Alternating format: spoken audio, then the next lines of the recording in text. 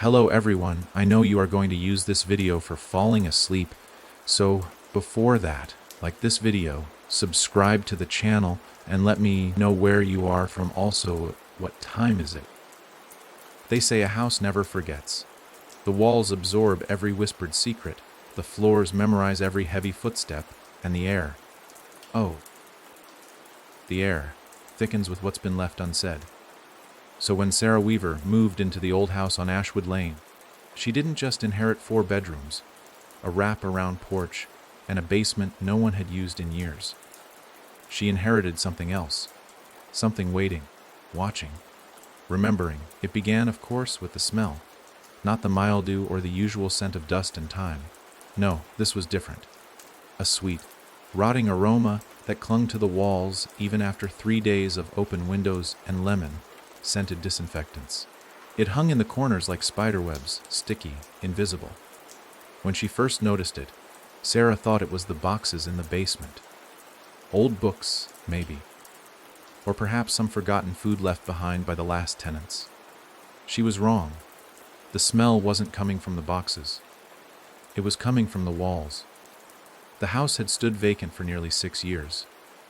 The real estate agent, a jittery man named Tom, had danced around the reason with the grace of a man walking barefoot through broken glass. The last owner left in a rush. He'd said, laughing a little too loud, "People do that sometimes, just up and go. Personal reasons, you know?" But Sarah had noticed the scratches on the inside of the back door. Deep ones. Jagged, almost animal, like as if someone, or something, had tried to claw their way out. Still, the house was a steal, and Sarah had reasons of her own for needing a fresh start. A failed engagement, a job she hated, and the kind of loneliness that burrows deep and makes itself at home. This house was her reset, her redemption. She didn't know it would become her grave. On the first night, as the wind howled through the trees and the branches tapped at the windows like bony fingers, Sarah heard the footsteps. Faint, pacing, above her, the attic. At first, she thought it was the wind playing tricks on the old roof. Houses like this were prone to sounds. Settling wood, pipes expanding. She told herself that even as the steps moved from one side of the ceiling to the other, deliberate and slow. Too slow to be a rodent. Too heavy to be the wind. The next morning, she found something strange in the attic. A chair. Not just any chair, an antique rocking chair, with faded red velvet on the seat and a long gash down one armrest. The chair faced the attic window, which overlooked the overgrown backyard. Dust blanketed everything in that space, thick as snow, except for the chair. It was clean. Spotless, as if someone had been sitting there, recently. She moved it to the far corner, telling herself it was just a coincidence. But the next morning, it was back by the window. Sarah didn't sleep the night after that. Not well. Every creak and groan of the house sent her heart racing. Around 2:17 a.m., she heard it again. The footsteps. But this time, they weren't in the attic. They were in the hallway. Outside her door, she held her breath. The kind of still, tight silence that squeezes your lungs until you see spots. The footsteps stopped, then a knock, soft, 3 times. Tap, tap, tap. When she flung the door open, no one was there. She didn't tell anyone. Who could she tell? She'd already told her friends she was done with drama and finding peace. Telling them her new house had a ghost wasn't part of that narrative. But the house wasn't finished. On the 4th night, she found the basement door wide open. She always kept it shut. Always. The air coming up from below was freezing, unnaturally so, and the light at the bottom flickered weakly like a dying candle. And on the floor, a trail of wet footprints, bare feet. Small, child-sized. They led from the base of the stairs into the darkness beyond. Something inside her told her not to follow. Every instinct screamed at her to run. But another part of her, curiosity, maybe, or defiance, pulled her forward. She descended slowly, flashlight in hand, careful not to step on the prints. The smell returned, sickeningly sweet, stronger now. Then she saw it. A doll. sitting in the center of the basement, propped up perfectly, old porcelain, with a cracked face and one missing eye. The remaining eye gleamed in the flashlight's beam, too real, too alert. Its mouth was open in a silent scream. Pinned to its dress was a note, yellowed and frayed.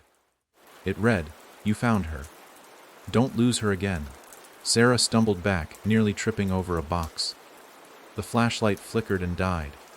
Darkness swallowed her. She bolted up the stairs, heart in her throat, every step echoing like a gunshot. The door slammed behind her on its own. She locked it, and she didn't open it again for days. But the house was awake now. Every room whispered. The pipes moaned like distant cries. Her phone died every night at the same time, 2:17 a.m. Her reflection in the hallway mirror began to linger, just a second too long after she moved. And the doll, it never stayed in the basement. One morning, it sat on the kitchen counter. The next, the bathtub. Then, at the foot of her bed. Each time, a new note pinned to its dress. "She misses you. Don't you remember? She's waiting." The worst came a week later. Sarah woke to find herself standing in the attic, barefoot, cold, and holding the doll. The rocking chair rocked slowly behind her, creaking with a rhythm that didn't match any breeze. She dropped the doll and ran. She stayed in a motel for the next 2 nights. No strange dreams, no footsteps, no notes, but also no sleep. Guilt twisted in her gut, sharp and sour. She began to feel as though she'd left someone behind, like she had forgotten something important, something buried in that house, something hers. She returned on the 3rd night. The house welcomed her like a wound reopening. Every light she turned on dimmed. The air was thick, pressing against her skin like damp cotton, and the basement door, wide open. This time she went down with purpose. She brought salt, candles, a lighter. She'd done some reading, old books on cleansing rituals. Whether she believed in them or not didn't matter. She had to try something. The doll was there again, but this time it wasn't alone. A little girl stood behind it. Pale, silent, her eyes black holes in a white face. Sarah couldn't scream, couldn't move. The girl tilted her head. "You promised," she said. Sarah dropped the salt. The candles rolled across the floor. The girl stepped forward. Her feet made no sound. "You said you'd never leave me." The air went colder. Sarah's breath turned to fog. Her legs finally responded and she ran, but as she turned, the girl was suddenly in front of her, inches away. Cold fingers touched Sarah's wrist. "Why did you let them take me?" Sarah fell back, her head smacking the concrete. Stars burst behind her eyes. And then, nothing. When she woke, she was in her bed. Morning sunlight streamed through the window. Had it been a dream? She sat up and saw the doll on her chest, its mouth now closed. The note read, "She remembers. Do you?" Sarah looked into the hallway mirror and saw the girl staring back, not behind her, inside her. The house wasn't haunted, Sarah was. And the worst part, this was only the beginning. Sarah didn't leave her bed for the next 3 hours. She just stared at the mirror across the room, its surface calm and still like a pond before a storm. But she couldn't shake what she saw. Not a reflection, but a memory. The girl. Those eyes. Black, endless. She hadn't been standing behind Sarah, she had been her. Staring out from within. Like she was buried deep inside Sarah's skin, watching the world through borrowed eyes. The doll was still on her chest when she moved. Cold porcelain against her ribs. Its painted smile somehow sharper than before, like a cracked grin, full of secrets. She flung it across the room. It hit the wall with a dull thunk and landed face down. The note fluttered to the floor. She almost didn't want to read it again. Almost. Where to remember even if you don't. A headache bloomed behind her eyes, pulsing with a pressure that didn't feel natural. Like something inside her skull was trying to push its way out. She pressed her fingers to her temples, trying to squeeze the pain away. But the pressure only grew heavier when she looked toward the mirror. She turned it to face the wall. But that didn't help, because now she could hear breathing. Just beyond the mirror's glass. Light, ragged, not her own. The mirror hadn't always been there. It came with the house, nailed to the wall like it had always belonged. An old thing, oval-shaped, with a frame carved from some black, unfamiliar wood. She'd thought it was quaint at first. Vintage charm, as the listing described it. But now, she wondered who had put it there. And more importantly, why hadn't anyone ever taken it down? Sarah decided to do just that. She grabbed a hammer from the toolbox in the hallway closet and returned to the bedroom, her eyes avoiding the mirror's surface, even though it now faced the wall. Her fingers trembled as she wedged the claw behind the mirror's edge and pulled. The first nail came loose with a groan. The second snapped in half, rusted through. The third wouldn't budge. She pulled harder. That's when she heard the laughter, soft, whispery, like a child giggling from behind a door or under a bed. She froze, hammer halfway raised. The sound didn't come from behind her. It came from inside the wall, behind the mirror. Heart thundering, she dropped the hammer, backed away. The laughter stopped, and then the whisper. "Let me out." She left the room. She didn't care about unfinished work. She didn't care that the mirror now hung by a single nail, slightly tilted, the frame casting a strange shadow on the opposite wall, even though the light wasn't hitting it directly. She just closed the door and walked downstairs, forcing herself to believe that if she didn't look, it couldn't touch her. But of course, the house wouldn't let her ignore it. In the kitchen, the cabinets were open. All of them. Every single one. Plates on the floor. Glasses turned upside down. The refrigerator door stood wide, its motor groaning like a tired animal. And on the fridge door, written in something brown and sticky, were 4 words, Waubaraki Teichi Paraomaisi. She stared at the message, her hands shaking at her sides. It wasn't paint, and it wasn't chocolate. It was thick, and it smelled wrong. Like pennies and rust, and something older than blood should ever smell. She didn't move closer to inspect it. She didn't need to. Some things your body just knows before your mind catches up. She cleaned it off in a daze, wiped every cabinet, put the plates away. She had to do something, had to keep moving. If she stayed still, her mind would spiral. And she could feel that spiral coiling already, starting tight and getting tighter. She called her mother. No answer. She called her best friend, Lindsay. Voicemail. She posted something on Facebook. Weird day. If I disappear, blame the haunted mirror. Lol. She laughed after hitting post, but it was empty. She sounded like a stranger using her voice, not herself. Was she still herself? The doll was sitting on the couch when she turned around. It hadn't been there a minute ago.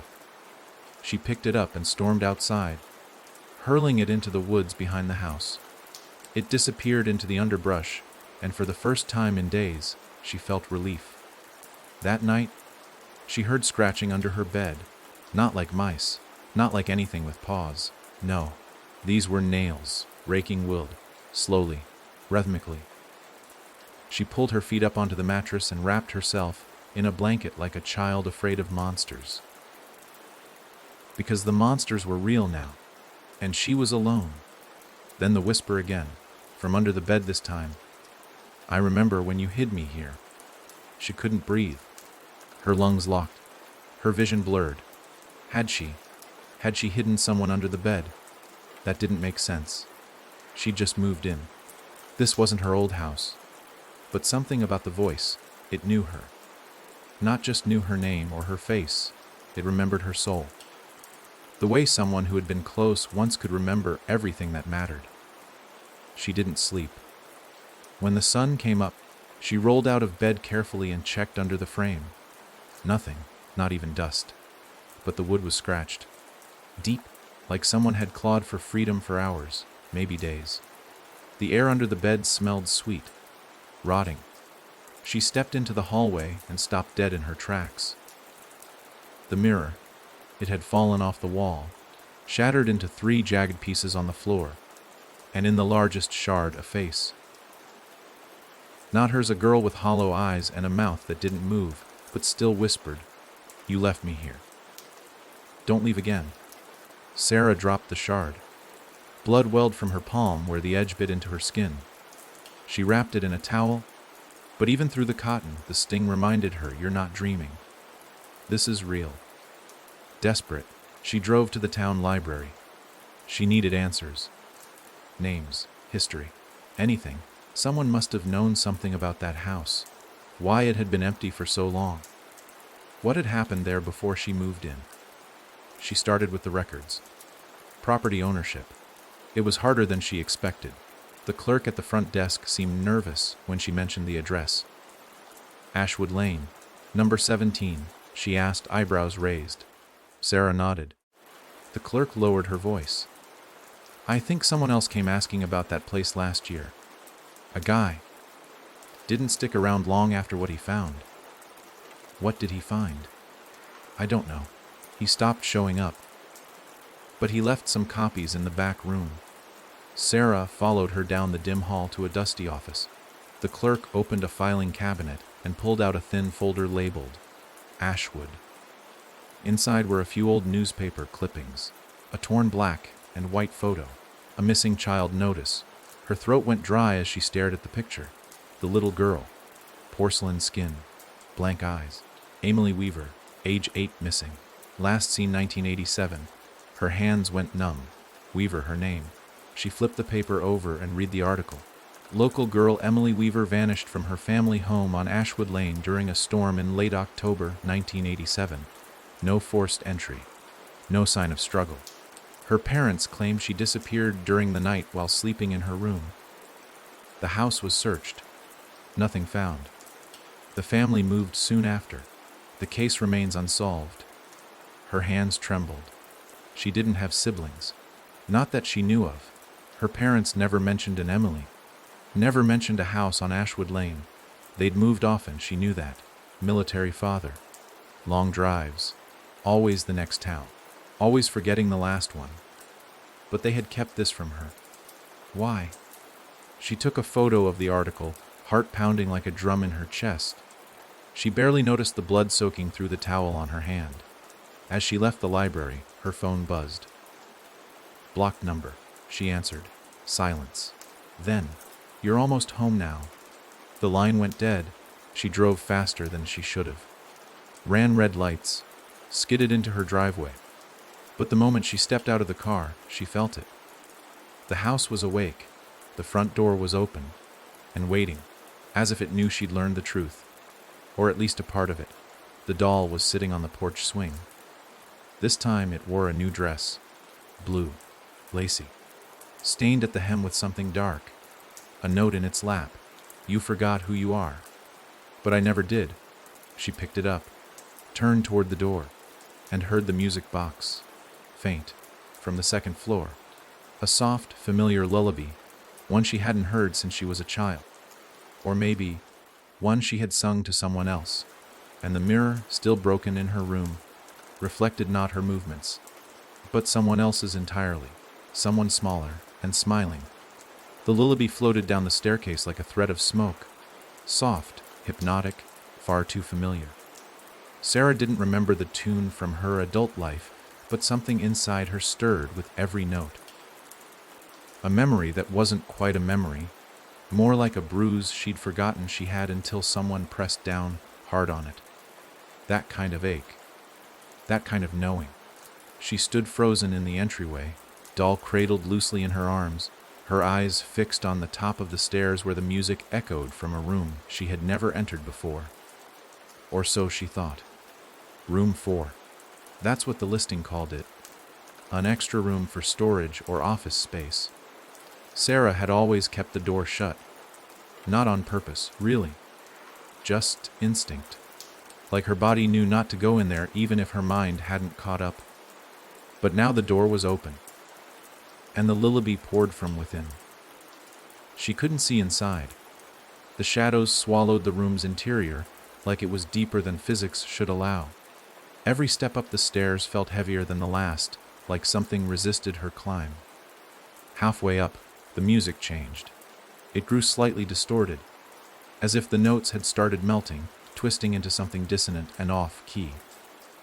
But still, beneath it all, the original melody lingered, sweet, sad, fragile as a child's breath in winter. At the top of the stairs, she paused. Her hand hovered near the doorframe. The hallway light didn't reach the room. It was a vacuum of dark. But inside that dark, something moved. Emily. Sarah whispered before she realized what she was saying. The name didn't feel foreign anymore. It tasted like dust and sorrow in her mouth. She stepped into the room. The air grew 10 degrees colder instantly. Her breath fogged, and then the music stopped. Complete silence.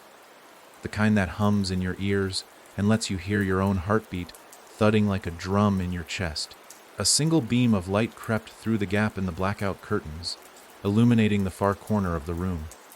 That's when she saw it. A cradle.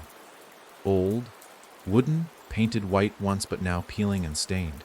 Inside, not a baby, not a doll, but a bundle wrapped in a tattered blue blanket. Rocking gently. Rocking by itself. Sarah's legs screamed to run. Every primal instinct she'd ever buried tried to dig its way out of her skin. But she moved forward, 1 foot at a time, like something invisible, pulled her toward the cradle with a thread wrapped around her heart. When she reached it, the bundle stopped rocking, and the smell hit her. Rot and sweetness, like syrup poured over something long dead. She reached out. The blanket moved, and beneath it wasn't a baby, not a child, but bones, tiny, curled into a fetal position. And around the ribs was a faded ribbon tied into a bow. A tag hung from it, brown with age. It read, "For Sarah. Never forget me." The floor tilted. Her stomach twisted into knots. She stumbled back, knocking over a small nightstand. The drawer popped open, and out tumbled a collection of crayon drawings. Dozens of them, stick figures, a house, a big sister, and a little sister, always holding hands. In the corner of each drawing, written in clumsy, uneven letters, "Me and Sarah." Sarah collapsed to her knees. The images blurred through a flood of tears she hadn't even noticed. She picked up one drawing with trembling hands. The house was unmistakable. The same house, her house. And standing in the window, always in the attic, was a shadow with no face. A figure watching them, watching always. She fled the room. Couldn't breathe. She made it halfway down the stairs before she felt it. A pressure. Like someone was grabbing her wrist even though no one was there. She jerked free and ran outside, the front door slamming behind her with a force that rattled the porch windows. The air outside was heavy with early evening fog. The trees looked closer than they had that morning, as if the forest had crept forward inch by inch while she wasn't looking. She couldn't think, couldn't piece together what this all meant. Emily, the cradle, the bones, the drawings, her name on all of it. She drove, nowhere in particular, just away, anywhere. Roads blurred past, and at some point, the town disappeared behind her. She found herself on a quiet country road surrounded by farmland and silence. Her phone had no signal. Her hands had blisters from clutching the wheel so tightly. Eventually, she stopped at a roadside diner that looked like it hadn't changed since the 1960s. Inside, the lighting buzzed faintly, and the waitress gave her a tired smile before pouring coffee without asking. The place was nearly empty. Just an old man in the corner nursing soup and reading a dog-eared paperback. Sarah barely touched the coffee. "Long day?" the waitress asked, wiping down the counter. Sarah hesitated, then asked, "Do you know anything about the house on Ashwood Lane?" The waitress stiffened slightly. 17. "Yeah." The waitress looked at her, really looked this time. Her voice dropped. "You live there?" Sarah nodded. The waitress wiped her hands on her apron. "Ain't been many folks bold enough to stay there long. Always something wrong. Pipes bursting, pets disappearing, strange noises, that kind of thing. Few years back, a couple moved in. Didn't last a week. Why?" The old man in the corner looked up. His voice was gravel. Because it keeps calling back what it loses. Sarah turned toward him. What do you mean? The man stood slowly, approached the counter, and placed a few crumpled bills near his empty bowl. It don't just haunt. It binds. That place it remembers everyone who's been inside, and it don't like being forgotten. Sarah's throat went dry. You know about Emily Weaver? She asked. The old man nodded. Disappeared in that house back in the 80s. Family up and left after. Case went cold. Some say the house took her. Sarah leaned in. What do you think? He looked her dead in the eye. I think she never left. Her heart rattled against her ribs. On the drive back, the road twisted in strange ways. She missed her turn 3 times. Her GPS wouldn't work. Her phone stayed dead. It was like the house didn't want her to come back. Or maybe, more frighteningly, it did, and it was just having fun making her try harder. When she finally pulled into the driveway, the house stood silent. Dark, watching. The porch light was off. The swing moved gently even though the air was still. The doll was gone. Inside, the air felt thicker. Denser. She called out, her own voice sounding foreign in the empty halls. Emily. Silence. Then a whisper, so close it felt like it brushed the back of her neck. You remembered.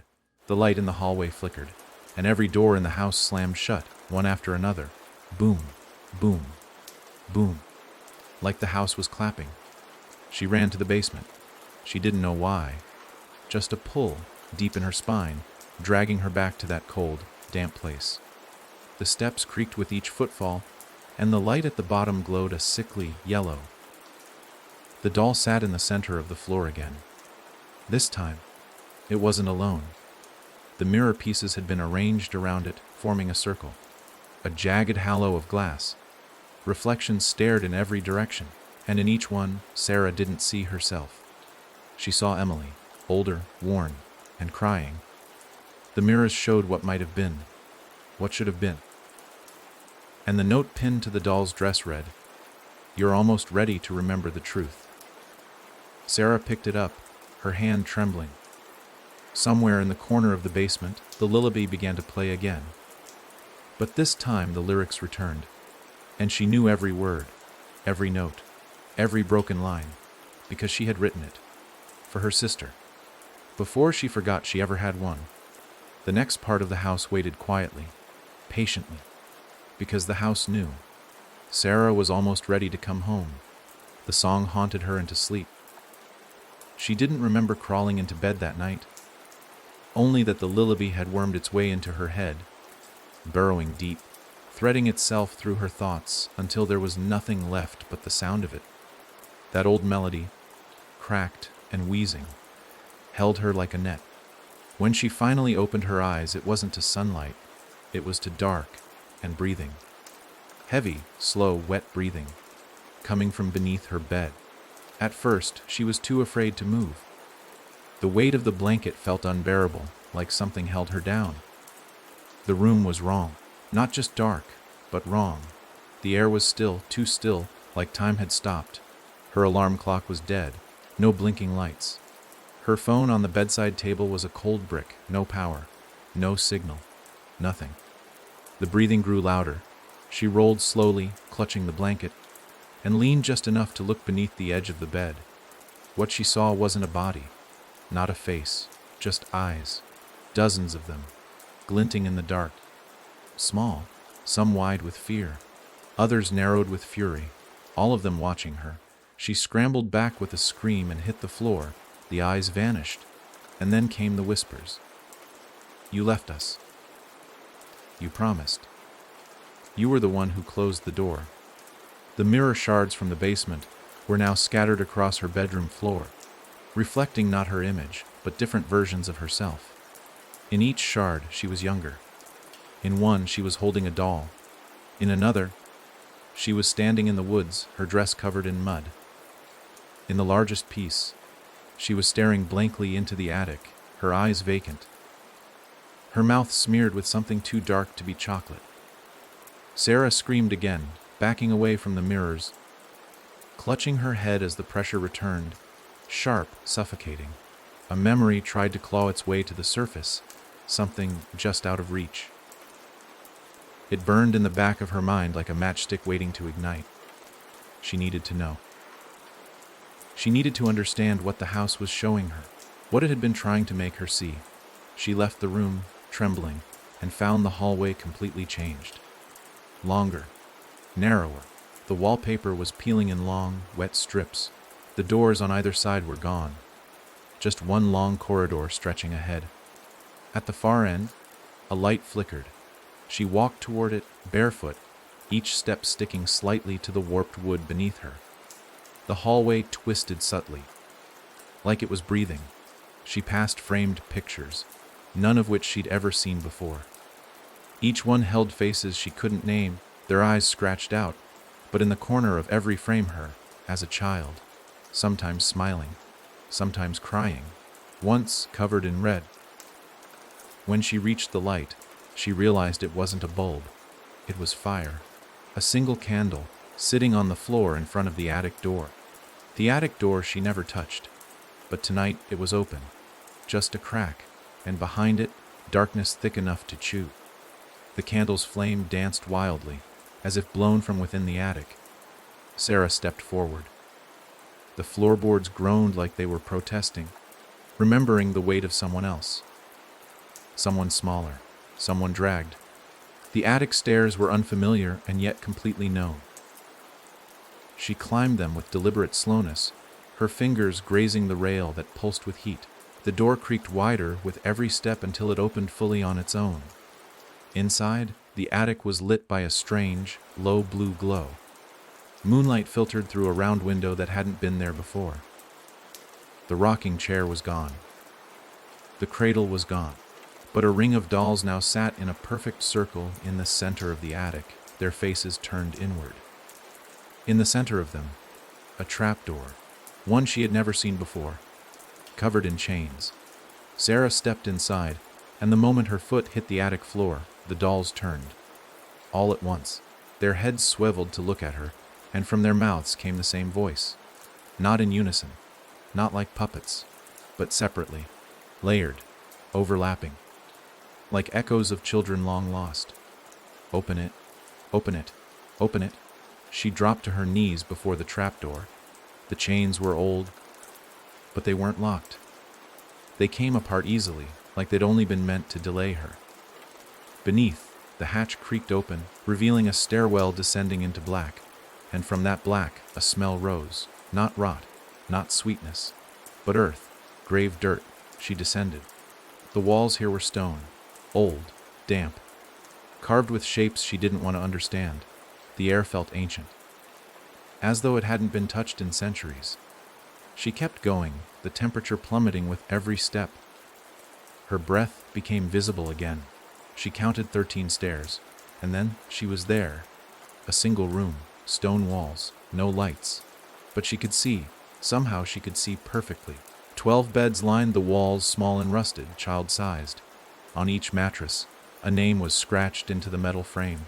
Lessa, Toam, Jerk.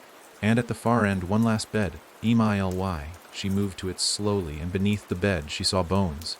Not just one child, several, stacked, hidden, forgotten, until now.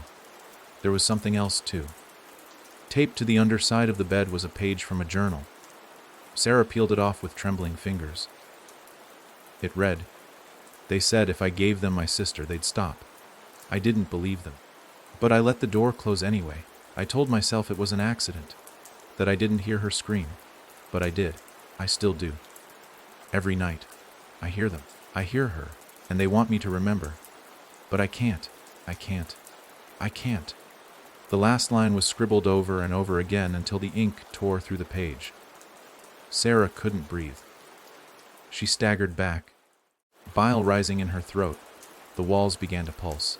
The stone itself seemed to moan, and then a sound, like wet flesh slapping stone, came from behind her. She turned. 12 shadows stood at the base of the stairs. Children, faceless, silent. But in the center, a 13th figure, smaller, eyes wide, a blue ribbon tied around her wrist. Emily, Sarah choked. The girl raised her hand and pointed, not at Sarah, at the bed behind her. Your turn. The stone cracked. And a 14th bed rose from the floor, with Sarah's name etched into the frame. The children began to move. Closer. No footsteps. Just movement. Gliding. The cold deepened. Her vision swam. The candlelight from above vanished, and the hatch slammed shut. She screamed. But no one heard. Above her, the house stood quiet, peaceful, as if nothing had happened at all. Just another night at 17th of Ashwood Lane, where children go missing, and memories are buried, and the dead never truly stay dead. The dark didn't let her go. It folded around Sarah like wet fabric, clinging to her skin, pressing into her mouth, her ears, her eyes. She didn't know how long she'd been down there, beneath the attic, beneath the house, beneath the world. It could have been hours, days, or it could have been only minutes, stretched thin by terror and whatever power lived in that cursed place. All she knew was that she hadn't moved, couldn't move, because the moment she did, the shadows pressed closer. They weren't just shadows anymore. They had mass, weight, breath, and voices, not loud, not screaming, but worse, gentle. Whispers that curled into her like lullabies twisted with razor wire. Mother said no. Mother said you're not ready.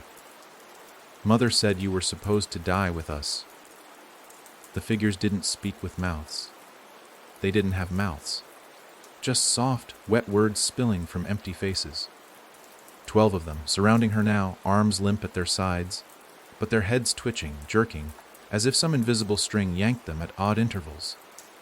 And Emily, still in the center, still pointing, still waiting. Sarah wanted to cry, but the tears wouldn't come.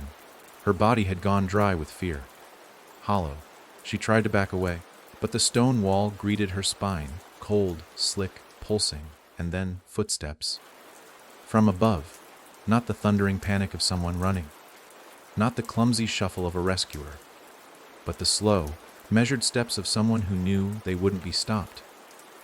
Sarah's head snapped upward. She could see nothing, only the black square where the hatch had once been. But she heard it click, click, click, shoes, high heels, each step a sentence. And with each one, the children grew quieter, more still. Even Emily lowered her hand. Something worse was coming. Then, light. The hatch creaked open once more. But it wasn't the cold blue light of the attic moon.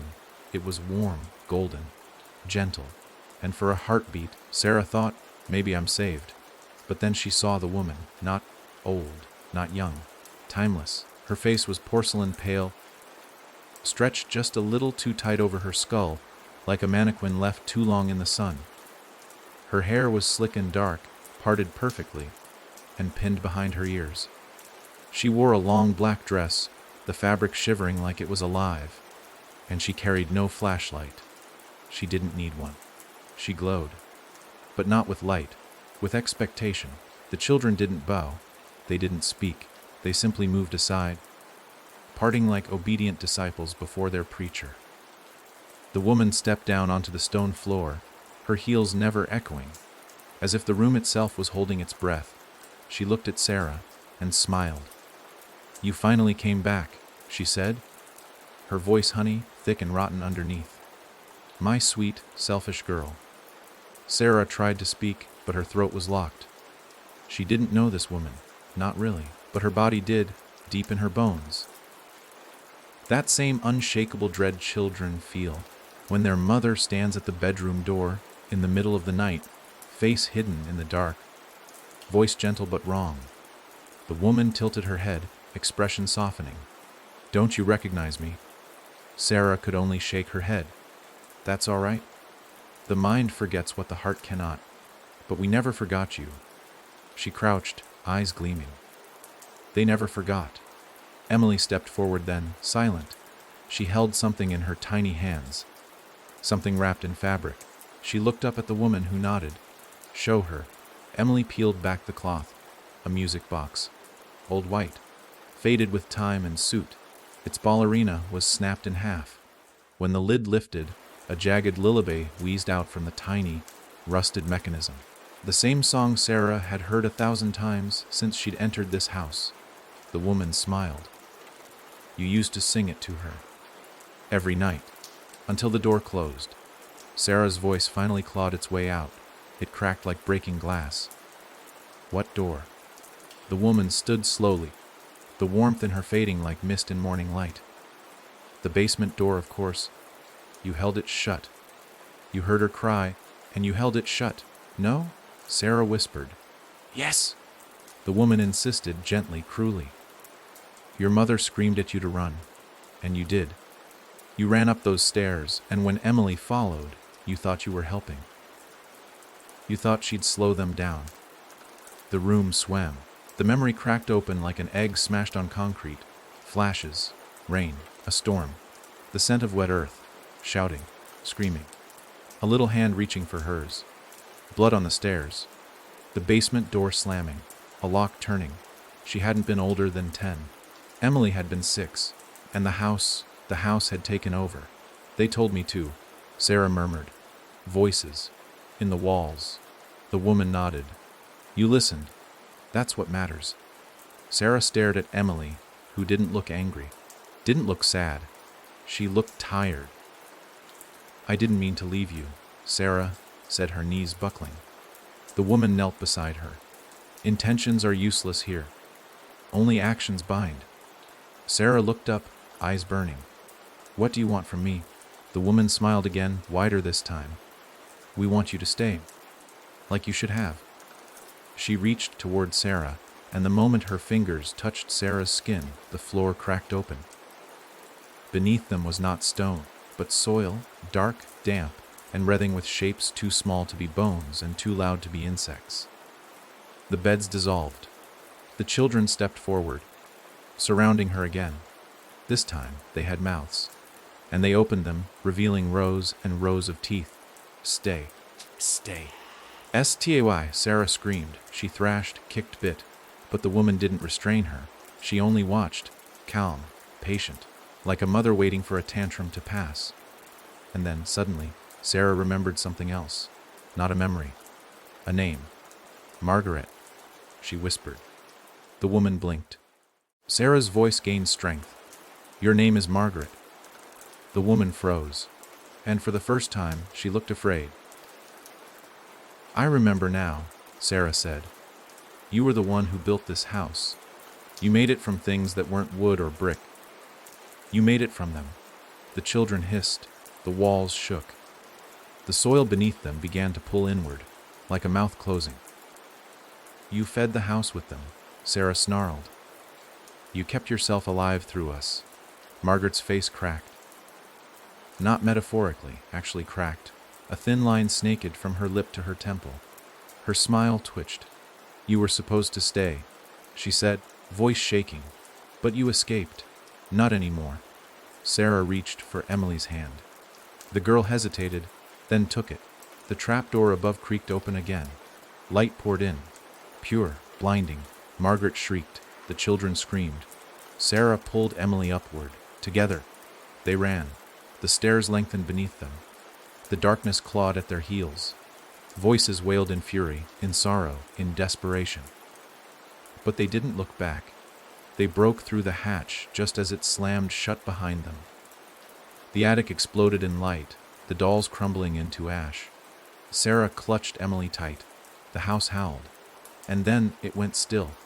Dead still. She didn't know how long they lay there. But when she woke, morning had arrived. The mirror was gone. The cradle, gone. The drawings, the whispers, the smell, gone. Emily was sleeping beside her, peaceful, real, alive. But outside, deep in the woods, something still moved. Margaret wasn't finished. She never really was. And Sarah knew this wasn't escape. This was only pause. The house on Ashwood Lane was patient. It would wait, because it never forgets the children who lie beneath. And soon, it would call again. For the first time in what felt like centuries, sunlight poured into the house without resistance. It lit up the floorboards, danced across the kitchen tiles, and even touched the windows of the room Sarah had refused to enter since she moved in. The one where the cradle used to rock itself and the walls used to hum. Emily sat at the kitchen table that morning, her legs too short for the chair, swinging back and forth. She stirred a bowl of cereal without ever lifting the spoon to her mouth.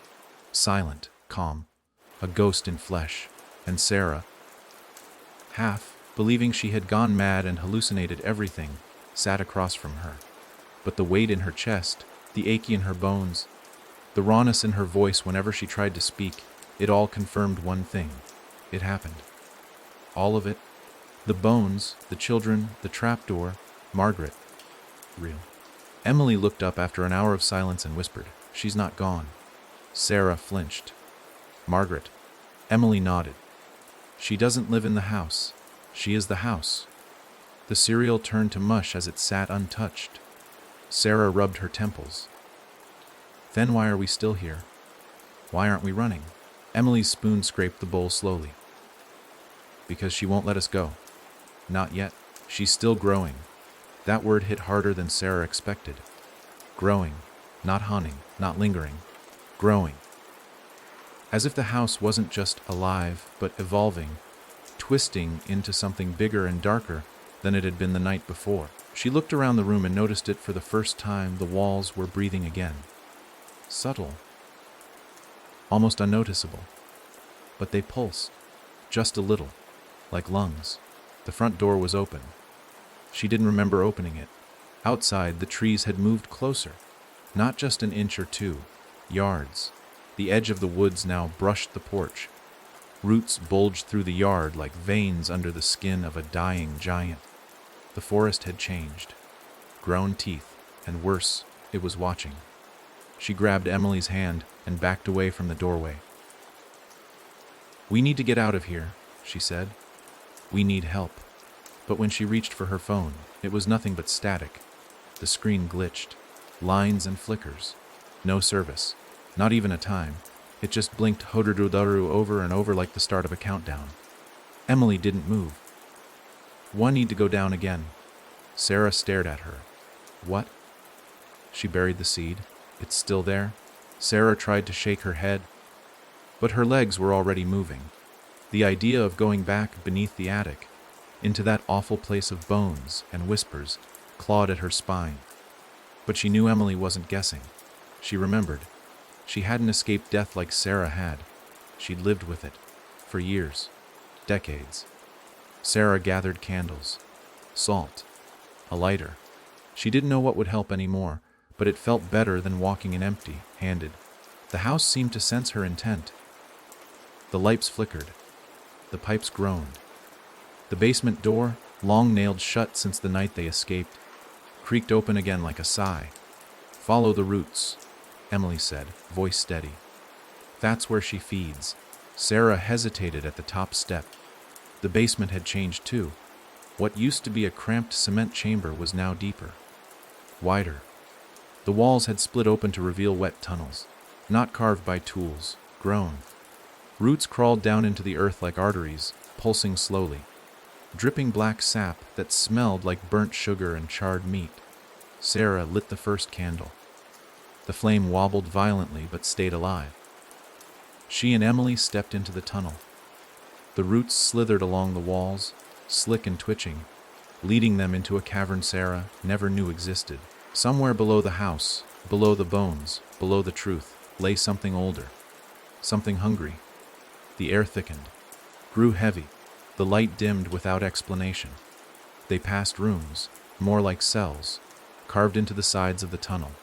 In each, Sarah saw things she couldn't explain: a crib filled with teeth, a rocking horse made of hair, a mirror that reflected nothing but the viewer's corpse. The deeper they went, the more the tunnel pulsed with energy. Not electricity. Life. The roots led to a chamber. At the center, a tree.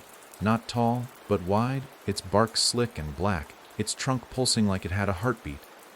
Its roots were everywhere, embedded into the walls, the ceiling, the floor. They were the house now.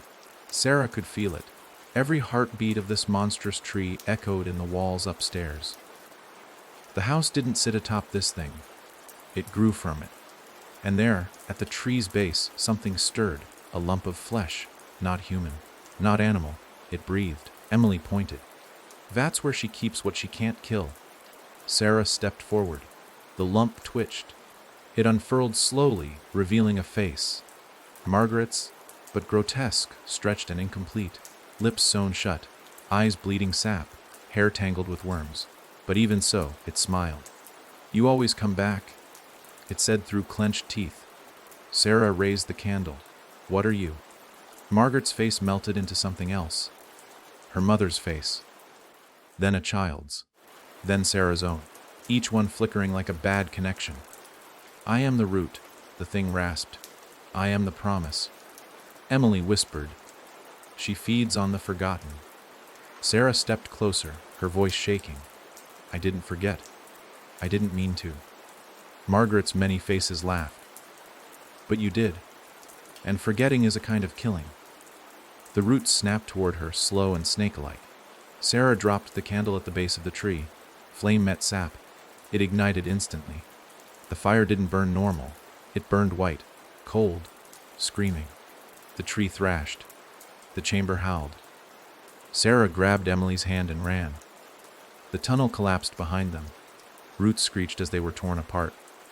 Faces bloomed from the walls like fungi. Wailing, pleading, grinning. As they burst from the basement, the entire house shuddered. Walls cracked. Mirrors exploded. Pictures blood ink. Sarah and Emily ran into the yard as the porch groaned, twisted, and folded inward. The house didn't burn. It withered, shrank, imploded on itself like a dying lung. And then it was gone. Nothing left but ash and a smoking crater where 17 Ashwood Lane had stood. Sarah fell to her knees, lungs burning. Emily stood beside her, eyes glowing faintly in the dying light. She'll be back, the girl said. Sarah nodded, tears hot on her cheeks. I know. Because things like Margaret don't die, they root. And, somewhere in some other town, another house would rise. Another child would hear the lullaby, and the cycle would begin again. But not today. Today, they had burned the heart, and for now, that was enough. The ash clung to Sarah's skin for days.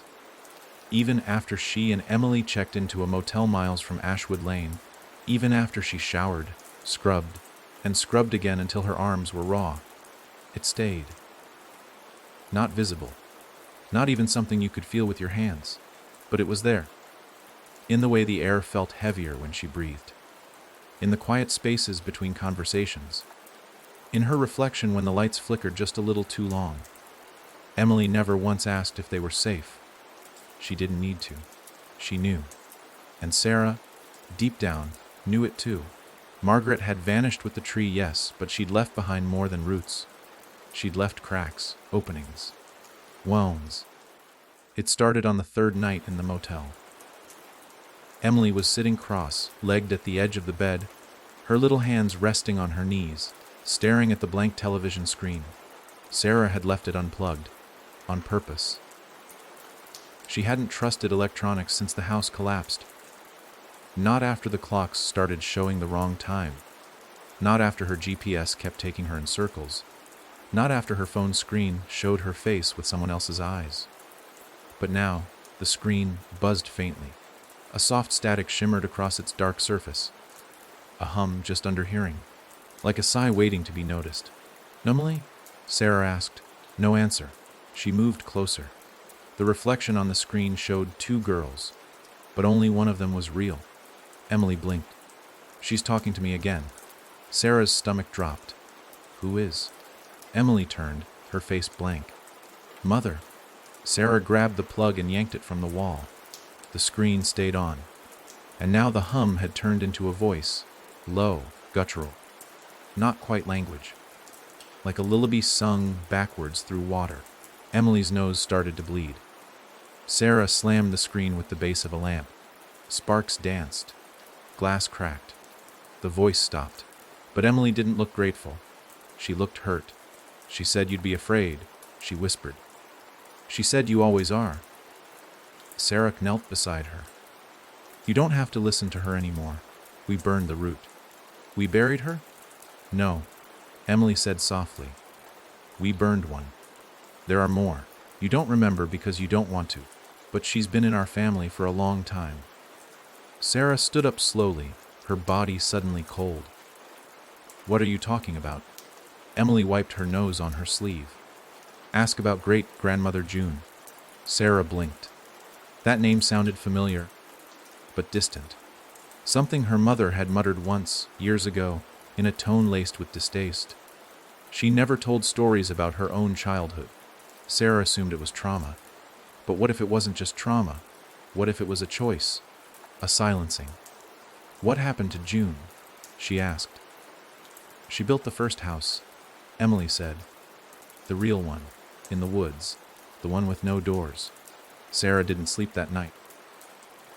She sat in the motel chair, facing the window, the curtains drawn halfway, watching the parking lot as if something might crawl out from the shadows. She kept her phone powered down, kept the motel room phone unplugged. She let the lamp burn through the night even as the bulb flickered and hissed. And still, despite everything, she heard footsteps just outside the door at 2:17 a.m. The cursed hour. They didn't knock. They didn't try to open it. They just stood there, waiting. When the sun rose, she called her mother. Voicemail. So she drove. Emily didn't speak during the 2-hour drive back to her mother's house. Her head leaned against the window, and her breath fogged the glass in patterns that looked like roots. Sarah tried to shake the feeling off. Just condensation. That's all. But the pattern never melted away. It just stayed. Her mother's house hadn't changed. White walls, beige carpet, a porch swing that had never once squeaked. The kind of house designed to seem normal, in control, safe. But Sarah knew better now. Safety was just another illusion people wrapped around fear. Her mother opened the door with a smile that faltered the moment she saw Emily. Sarah, she said carefully.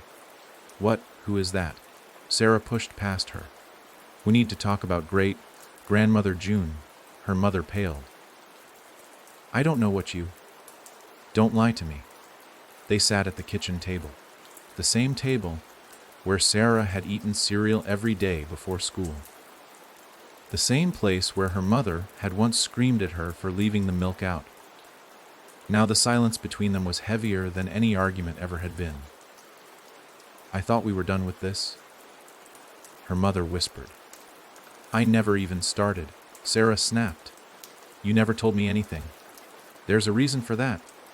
Yeah, Sarah said, because Margaret told you not to. Her mother flinched, so Sarah continued. You knew. You've always known.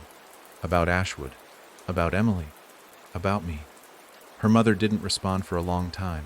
Then, she whispered, It skipped me. Sarah leaned forward. What skipped you? Her mother's voice cracked. The binding. The claim. She didn't want me. She wanted June's blood. And it came through you.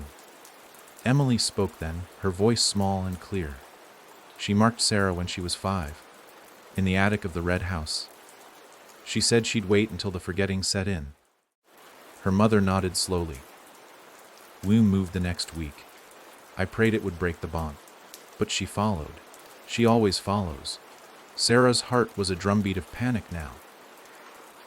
Why didn't you ever tell me? Because telling makes it real. And if it's real, it wakes her faster. The air shifted in the house. The lights dimmed. Emily stood up slowly. She's listening. They packed within minutes. But as Sarah grabbed her keys, she saw the crack forming across the hallway mirror. Just like the one in Ashwood, and behind it movement. A pale hand. A black ribbon. A face too familiar to be someone else's. Margaret had found them. Again. They fled. Hours down winding roads. No GPS, no destination. Just away. But the trees still thickened. The fog still rolled across the pavement. And Emily kept humming the tune, slower now, like a clock winding down. Sarah pulled into an old gas station somewhere off Route 9, shaking. Emily stayed in the car. The attendant behind the counter had yellow teeth and the eyes of someone who'd seen too much and stopped trying to understand it. You been running long? He asked, watching her fill her coffee cup. Sarah didn't answer. "You smell like root rot," he said, as casually as if commenting on the weather. She looked at him. He leaned forward. "You can't outrun her. She planted too deep." Sarah whispered, "What is she?" The man smiled, but it didn't reach his eyes. "She's hunger. She's memory. She's every child left in the dark, and every secret a family tried to bury. She's your blood's inheritance." He handed her a folded paper napkin. Inside was a symbol, a tree upside down, its roots reaching upward like claws. "Go to the place where no birds sing," he said. "Dig until your fingers bleed. That's where you'll find the beginning." Back in the car, Sarah showed it to Emily. Emily stared at the symbol for a long time. "I remember it," she said. "It was on the door June locked." Sarah gripped the steering wheel. "Then that's where we're going." And somewhere in the woods behind them, unseen, the first whisper started again. Faint. Sweet. Like a lullaby seeping from the cracks of an old music box, the road ahead stretched endlessly. But it wasn't distance Sarah feared now. It was the weight of remembering.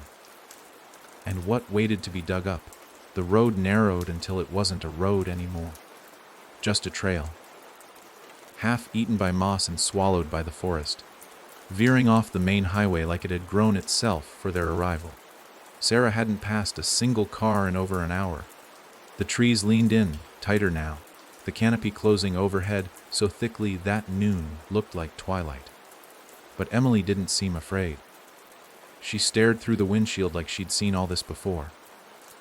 And maybe she had, maybe whatever part of her had been left behind in Ashwood never really left at all. They stopped at a clearing. No signs, no paths, just silence. The kind that vibrated, the kind that warned. Not a single bird call echoed through the trees. No wind, no rustling of leaves, no bugs buzzing. Just stillness, oppressive like the forest itself was holding its breath. Sarah stepped out of the car slowly, boots sinking slightly into the damp earth. Emily followed, her small hand clutching the napkin the gas station attendant had given them. The symbol on it pulsed faintly now, though no ink blood. It was like the lines themselves knew they were getting close. "This is it," Emily said. Sarah didn't ask how she knew. She could feel it too. The air here was wrong. It pressed against her skin like unseen fingers, brushing, pulling, teasing. The deeper they walked into the woods, the more the trees began to change. Their trunks bulged with knotted growths that looked almost like faces, mouths frozen mid, scream, eyes twisted shut. Vines dangled like veins from the branches above. The roots beneath their feet pulsed faintly, not visibly, but enough for Sarah to feel it. The ground was breathing. After 20 minutes of walking, they found it. A stone door in the earth, half swallowed by moss and dirt, angled just enough to catch the eye if you were looking for it. Otherwise, it would have been nothing but another shadow in the forest floor. The symbol from the napkin was carved into the center, aged, cracked, nearly lost to time. Emily touched it, and the door sighed. The ground trembled. The dust sprayed into the air. The slab of stone groaned, splitting down the middle, folding inward to reveal a staircase leading down into black. The smell rose instantly. Wet wood, scorched hair iron. Sarah gagged, covering her mouth. But Emily stepped forward like she was walking home. They descended. The stone staircase narrowed the further it went. The walls were slick, scratched. Sarah ran her fingers across them and felt the grooves of names. Dozens, maybe hundreds, all carved with the same trembling hand, some in English, others in dead tongues, and in between the names, symbols, circles, trees, teeth, roots, eyes. At the bottom of the steps, the tunnel widened into a chamber. Massive, impossible, lit by a dull, pulsing glow that came not from lamps or fire, but from the walls themselves. Lichen, no, flesh, pale flesh that shimmered with heat. Sarah recoiled. The walls were not stone, they were living. And in the center of the chamber stood a house, perfectly preserved, 2 stories, wooden siding, white paint that hadn't peeled, curtains in the windows. A porch swing, motionless. June's house, Emily said. Sarah couldn't move. Because she recognized it. She'd never been here before, but she knew this house. Every window. Every step on the porch. Every flake of chipped paint. It was the first house she'd ever dreamed of. The one that kept appearing in her nightmares as a child. Before Ashwood, before Emily, before she even knew what real fear tasted like. The front door opened with a creak that split the air like thunder. No one stood behind it, but the invitation was clear. Inside, the house was pristine. No dust, no rot, no cobwebs. Just still, like time had stopped the moment it was built. Every picture frame on the wall held a black and white photo of a child. Some smiling, some screaming, some watching. Sarah couldn't look at them too long. Their eyes moved. In the hallway, a grandfather clock ticked, 2:17. Of course. The pendulum swung, but there was no sound, just the visual movement, hypnotic. Slow, endless. They reached the sitting room. A fire crackled in the hearth. No heat, just flame. Above it hung a portrait of a woman, June. Old, stern, dressed in black with a lace collar. Her hands rested on a child's shoulders. A child with no face. Emily shivered. This is where it started. Sarah turned to her. What started? Emily pointed to the floorboards. Dig. The floor creaked as Sarah got down on her knees and pulled at the edges of the wood. They came up easier than she expected. No nails, just rot disguised as strength. Beneath the boards was dirt.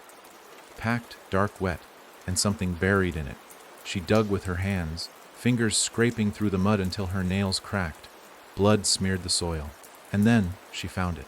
A box. Old. Wooden. Wrapped in red string so tight it had cut into the grain like veins. She pulled it free. The instant it was exposed, the walls of the house groaned. Like a great beast rolling in its sleep. Emily backed away. Don't open it here. They ran. Through the house. Up the stairs. Back through the breathing chamber. Up the tunnel.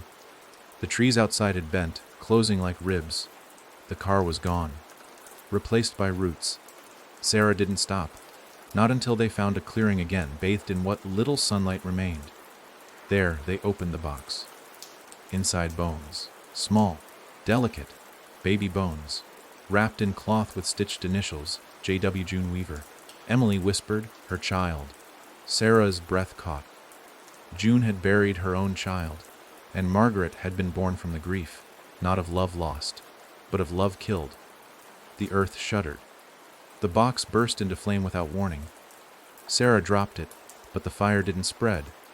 It consumed the bones in silence. When it ended, all that remained was ash, and the wind whispering. You shouldn't have found me. Sarah turned. The trees had mouths, open, waiting. From the shadows, the roots slithered forward again. And this time, they wanted blood. But for the first time, Sarah didn't run. She stepped forward. Arms out, voice strong. You were born from her pain, but we're not yours. The roots froze. She raised her hand. Emily reached up and took it. And the light, real light sunlight, pierced the trees. The mouths closed. The roots retreated. And something screamed from deep below. High-pitched, female, ancient, angry. But it could not stop the light, not this time. Sarah knew then. They hadn't ended Margaret, but they had found her beginning. And now they knew where to cut her next. They didn't talk much on the way back. Not because there was nothing to say, but because the words now felt too fragile, too exposed. Sarah's mouth was dry with the taste of ash and copper. Her fingertips still raw from digging into the earth where Margaret's secret had been buried. Emily stared silently out the window. The skin beneath her eyes darkened by something that sleep couldn't fix. Whatever had been awakened in that sunken house, beneath the living walls, it hadn't died with the burning box. If anything, it had been stirred, dislodged from its pit. Now it was moving again, testing the air. The deeper Sarah tried to breathe, the more she realized the world itself had changed. Or maybe it hadn't changed at all. Maybe she had. Once you tear up something by the root, You see how far it stretched underground. And Margaret's roots didn't stop at Ashwood Lane, or the Red House, or June's grave. They stretched further, older, into the forgotten spaces of bloodlines and lullabies. When they returned to Sarah's mother's home, the windows were shattered. The air inside was dead still.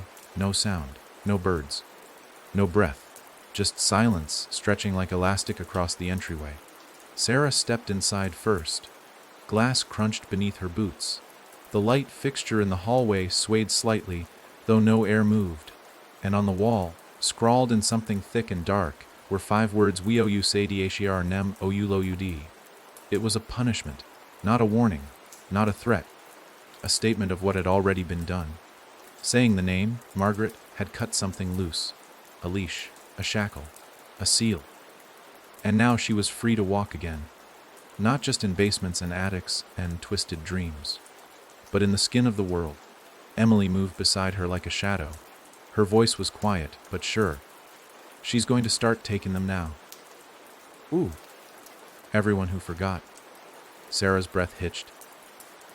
You mean the families? Emily nodded. She gave them peace. A lie. She let them believe their children disappeared. But now that you've said her name, she wants them to remember. All of them. And when they remember, she takes them back. Sarah stumbled into the living room. On the floor lay her mother's phone, cracked and flickering. A voicemail icon blinked.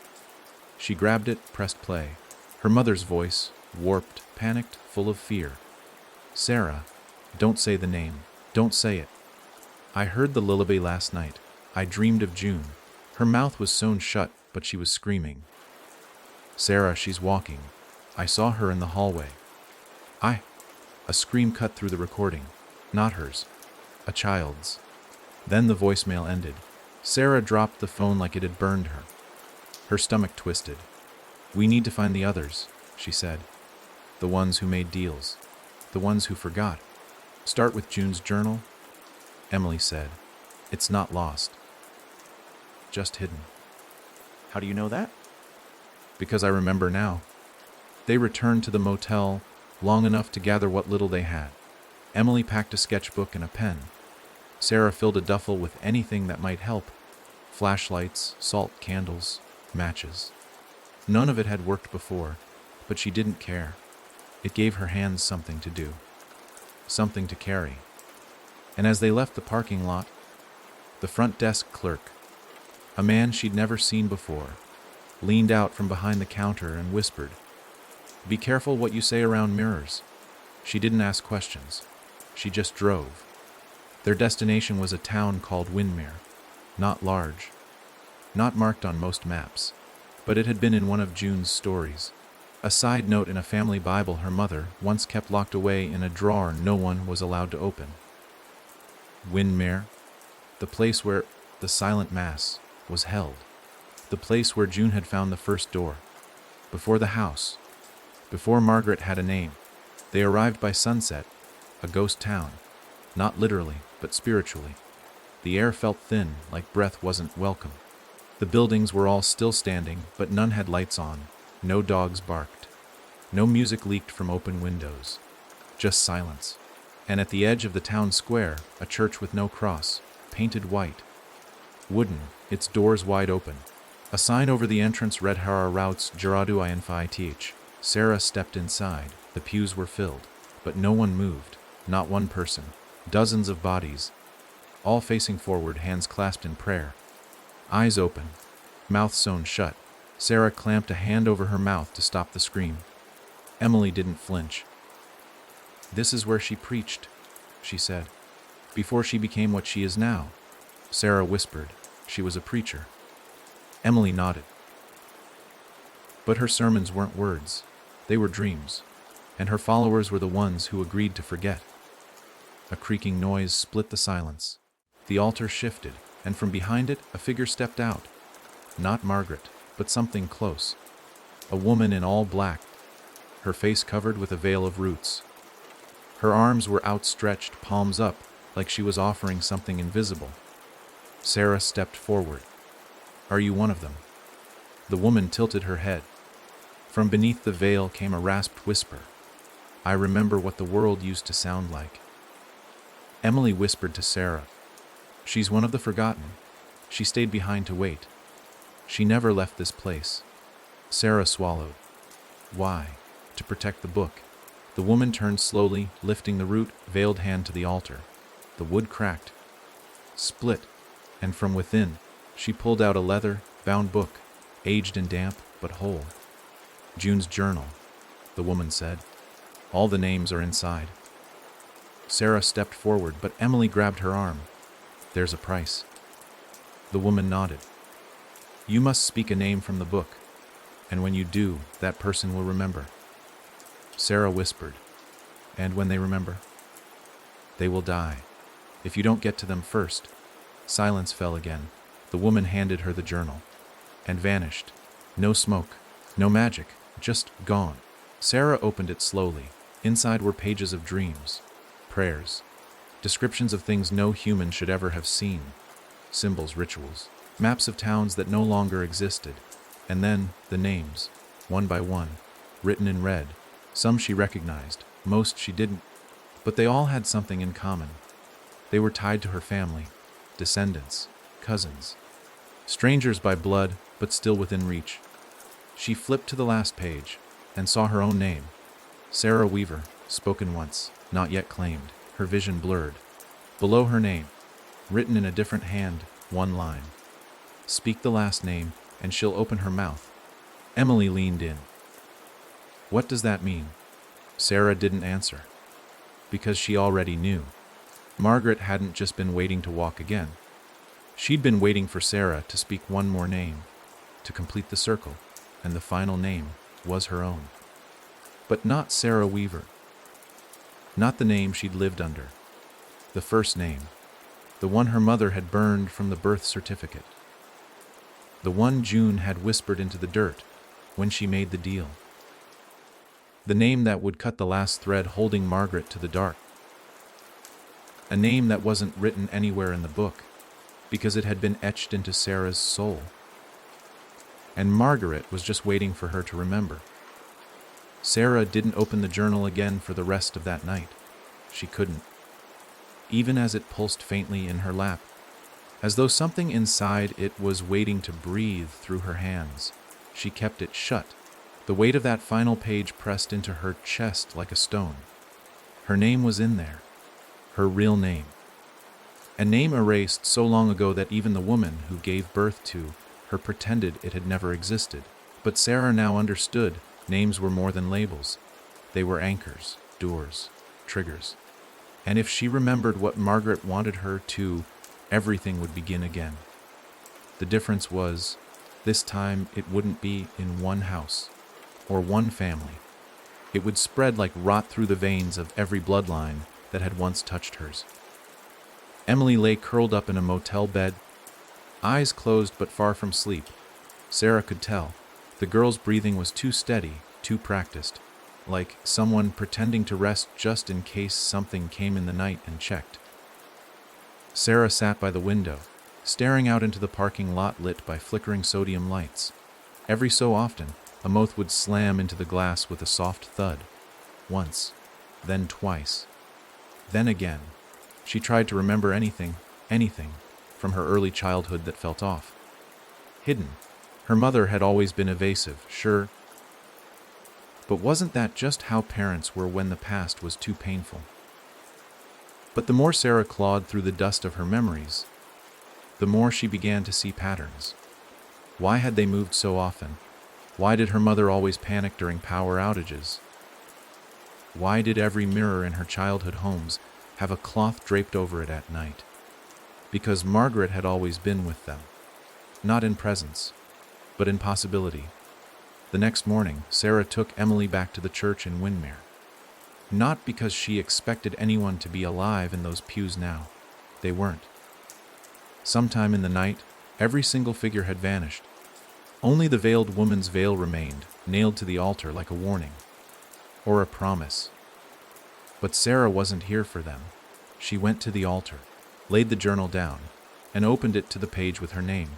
Sarah Weaver, spoken once, not yet claimed. Beneath that line, she noticed something new. You wore another name when you left her. Say it and the lock breaks. Sarah whispered. Another name? She had no memory of it, not clearly, just flashes. Mud-streaked floors, a woman's voice, soft but stern. A lullaby that didn't belong to her mother. And then a small wooden cross, carved letters. 4 of them, EVAN. The moment the name formed in her mind, the church groaned. The windows shattered inward. The journal burst open to the first page. Lines of ink rearranged themselves, swirling, dancing across the paper. And then it was written, Evan Weaver, her real name, not Sarah, Evan. She stumbled back as pain tore through her skull, like something had been stitched shut in her brain and was now ripping open.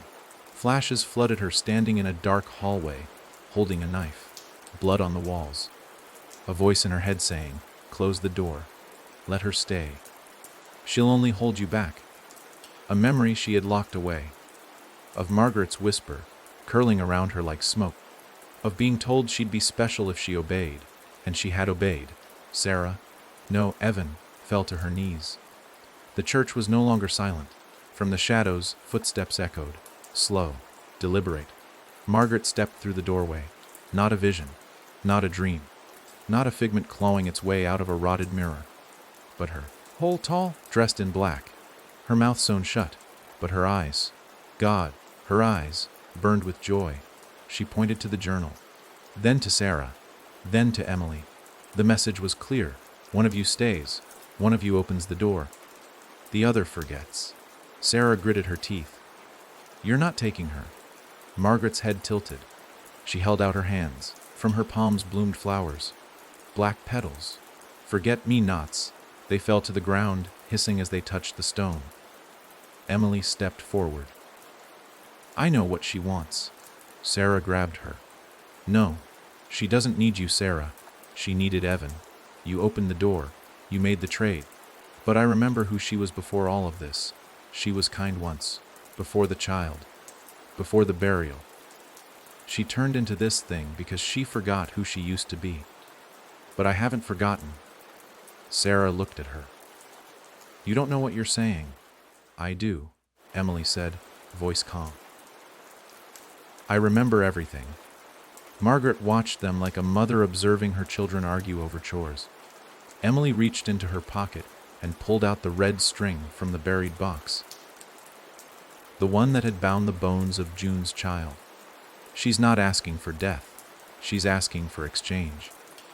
She wants someone to stay so she doesn't have to be alone anymore. Sarah's throat clenched. Emily held up the string. Let me tie it. Around the journal. Around the name. Sarah shook her head. It'll bind you. Emily smiled sadly. I was bound a long time ago. Margaret extended her arms, and Emily walked forward. But just before she crossed the altar, Sarah ran to her, grabbed her, held her. Don't, she whispered. Please. Emily looked up at her. This was always the end of my path, Sarah. You're the one who walks away. Sarah shook her head. I can't do it again. I can't close the door on you. You won't? Emily said. You'll open another one. With shaking hands, Sarah took the red string from Emily. Together, they wrapped it around the journal. And then, Emily stepped into Margaret's arms. No struggle, no pain, just acceptance. And the moment Margaret's hands closed around the girl, she changed. The stitches on her mouth split open. Not blood, not teeth, but a lullaby. The same song Emily had hummed since the beginning. Only now it had words. I was roots and I was stone, left behind, became alone, but name me once and call me kin, and I will let the light back in. The church collapsed inward, not violently, but like a bubble bursting. And Sarah, Evan, woke up outside, in an empty field, the journal in her lap, the string gone, Emily gone, the church gone, only a single flower left behind.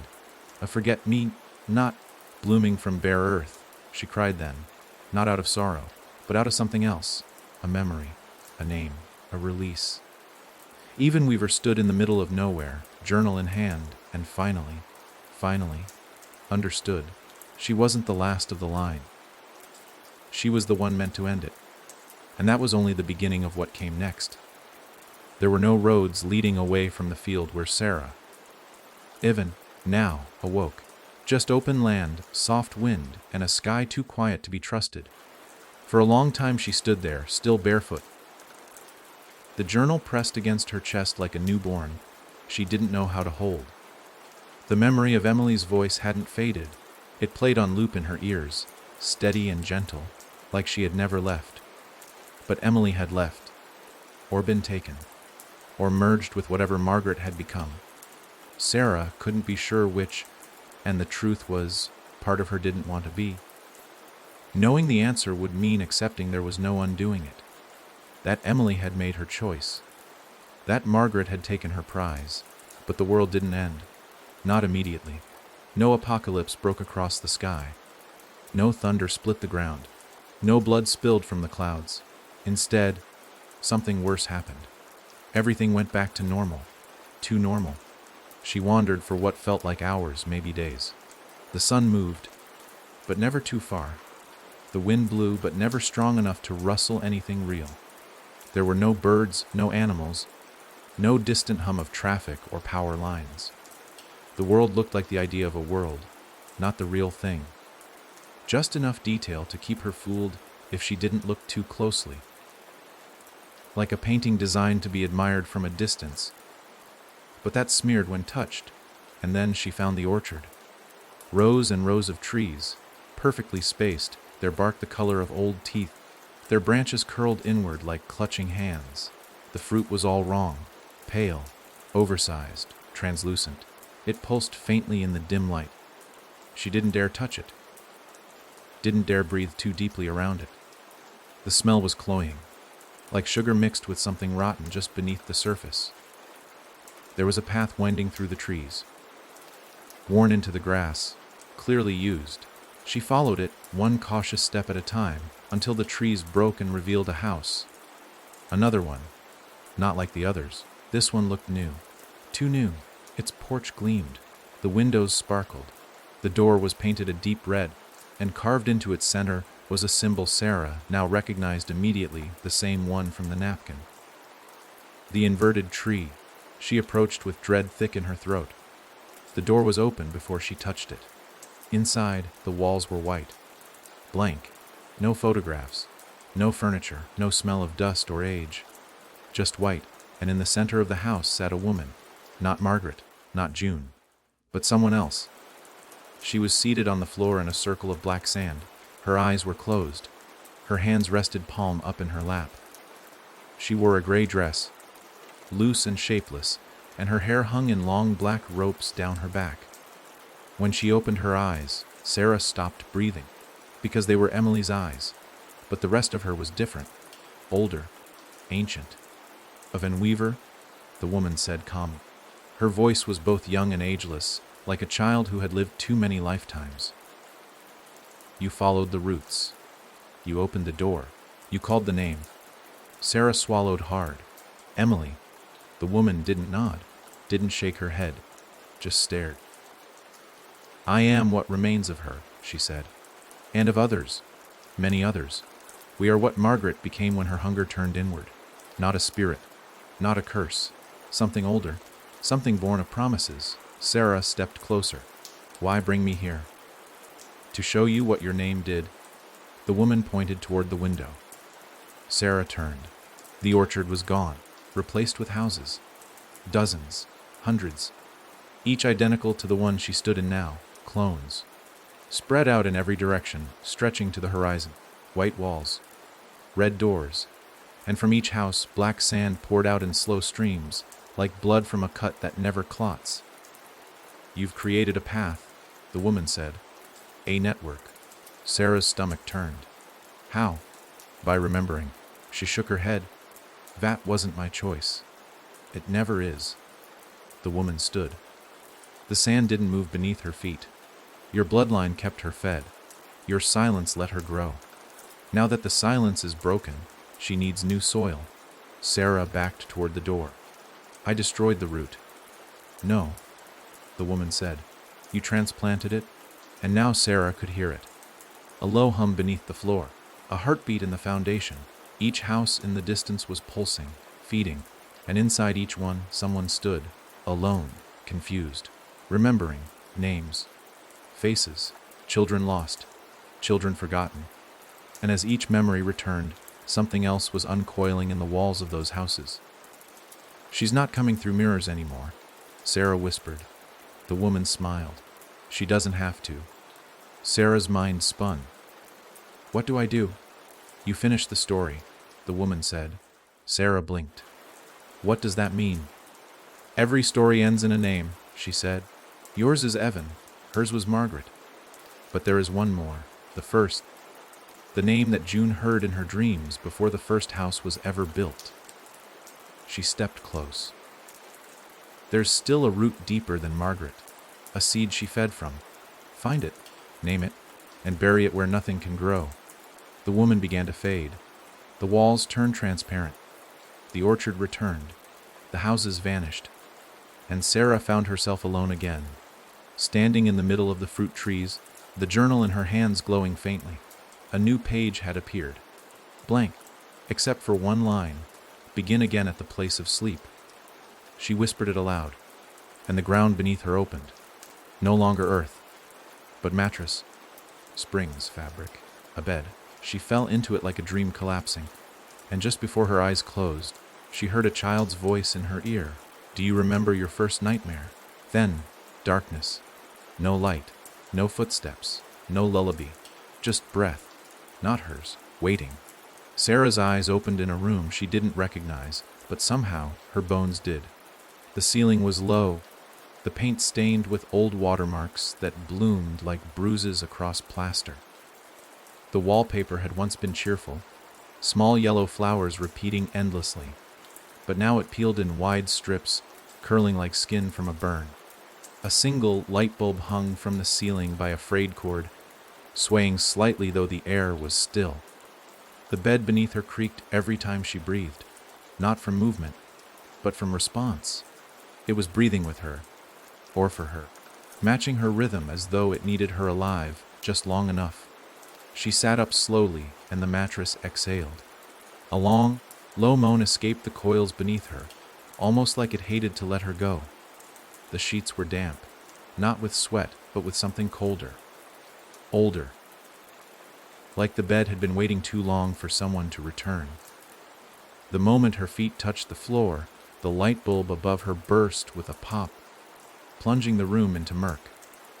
Only the dim glow of the journal in her hand, still clutched like a lifeline, offered any sense of boundary. She turned in a slow circle. The room had no windows, just one door, painted black, no knob, just a keyhole, and just beneath it, carved roughly into the wood, 4 words. Sechi sipsi yu. Sarah's breath caught. It wasn't just a threat, it was a reminder of the voice in her dreams, of the lullaby in her bones, of the moments she'd lost growing up, those blank spaces in her memory where nightmares had crawled but never left tracks. She approached the door. The keyhole stared at her like an eye. She opened the journal, half expecting more cryptic lines or symbols. But instead, one word now spanned the glowing page in thick black strokes. K. She looked down at her own hand. Her left ring finger was bleeding, not freshly. The skin had split in a perfect circle, as though something had once been there and had been ripped out. The missing piece. The price. The key. Sarah didn't think. She knew. She knelt beside the door, pressed her bleeding finger into the keyhole, and twisted. The door opened with a sound like flesh peeling from bone. Beyond it, darkness, but not empty. The smell of lavender hit her first, then rust, then milk, sour and curdled. It was a nursery. Crib against one wall, tiny rocking horse near the far corner, and a woman sitting in a chair, her back turned, rocking slowly. Her hair hung in long, gray strands down her spine. A lullaby hummed from her lips, off-key and cracked. Sarah couldn't breathe, couldn't blink, because she knew that shape, the curve of the shoulders, the way the head tilted on every third word of the song. She'd seen her before. In a photo her mother once burned in the backyard while crying. June. Great-grandmother June. Still alive. Or something close to it. Sarah stepped into the nursery. June stopped rocking. "You took too long," she rasped without turning around. I held the door as long as I could. Sarah's voice barely rose above a whisper. "Why did you name her?" June's head tilted further. "I didn't name her," she said. "I answered her." Sarah stepped closer. "Answered." "She asked who would stay," June murmured. "I said me. And that was enough. That was the first root." June slowly stood from the chair, and Sarah saw the truth. June's body was hollow from the waist down. Her legs were nothing but tangled vines shaped like bones, moving only when she moved. Her hands were still flesh, but only barely. "She offered me peace, in exchange for the silence," June said. "One generation spared. That was the deal." Sarah felt her legs trembling. "You gave her your child." "I loved my child," June hissed, but she was already fading. "Margaret offered her sleep. I said yes. And I've regretted it for 70 years. Sarah looked around the nursery. Every toy was broken. Every mobile spun counterclockwise. And in the crib, bones, small, delicate, wrapped in cloth that still bore the stitched letters M.W. Margaret Weaver. Sarah stumbled back, heart pounding. "She was your child." June didn't respond, just rocked again. "She didn't come from a tree, or from rot. She came from you." June nodded. "She came from me, but she grew in something else." Sarah whispered, "What?" June finally turned. Her face was a ruin, no eyes, no mouth. Just the memory of a face drawn in shadows and stretched skin. "She grew in guilt," she said. The crib creaked. The bones inside twitched. June screamed, no sound, just an expression of pure agony. The floor split, and Margaret rose from the crib, not as the woman in black, but as a child, 6 years old, dressed in white, hair braided, face calm. But her eyes, they were older than time. "Hello, Evan," the girl said. "You finally remembered the dream." Sarah backed away. Margaret stepped down from the crib, barefoot on the rotted wood. She left no footprints. "You came back to stop me," Margaret said. "But there's no stopping what already happened." Sarah raised the journal like a shield. "I know your name now. I know where you came from." Margaret smiled. "You think that's the end?" The walls around them began to fold inward. The bed behind Sarah moaned again. The whole room was alive. Margaret stepped forward. "You named me? Good. Now name the first." "The one who whispered to June." "The one who whispered to you." Sarah's blood ran cold. "There's another." Margaret grinned. "I was never the beginning. I was just the first to answer back." June reached out, hand shaking, mouth still absent. But in the air, a whisper formed anyway. One word, one name. "Athelia." Margaret clapped her hands, and the floor gave way. Sarah fell into black again. This time, there was no bed, no light, just the sound of someone laughing. A new voice, higher, hungrier, and it said, "Finally. She remembers me too." Then silence, except for the sound of dirt shifting, as something began to dig upward. The sound of digging wasn't frantic. It was steady, deliberate, patient. It echoed through the darkness Sarah had fallen into, each scrape and shift of earth pulling her closer to the truth she hadn't even known existed. Margaret had never been the root. She had merely been the first visible bloom of something far more ancient. And now, as Sarah lay breathless in the dark, her ribs tight around a heart pounding like a fist on a locked door, she felt it something beneath her, moving. Not just the ground, something inside it. Alive, the air was damp and thick. Not just with moisture but with time. Sarah couldn't see her own hands. Couldn't tell if her eyes were open or shut. It didn't matter. She wasn't in a place made for sight. She was in a place made for remembering. And Athelia, the name whispered by a faceless June and smiled by a child, shaped Margaret, was no longer a secret. She was a presence. A breath curled across Sarah's cheek, warm, too warm. Evan, came the voice. Not Margaret's, not June's. This one was softer, but filled with weight, as though each word pressed into the world like a knife through wet paper. You were never meant to know me. Sarah tried to stand, but the floor, if it could even be called that, sank beneath her weight like mud soaked with blood. Hands reached out, not to grab her, just to feel her.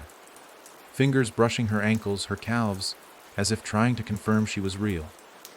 Then why did I hear you in the dream? Sarah asked, her voice brittle. Because the door was left open, the voice said. Sarah gritted her teeth. Margaret opened it. No, the voice replied gently. You did? A flash, sudden and sharp. Sarah was 5 again. Standing in the middle of a hallway in a house she didn't recognize, holding a red crayon in her tiny hand. Her mother asleep upstairs, the walls whispering, her bare feet cold against the wood. Draw the door, the voice had said then, and she had, right on the hallway wall, a perfect rectangle framed in loops and spirals. She'd even drawn a handle. Smiling all the while, she remembered laughing. She remembered the door opening. Then nothing, until now.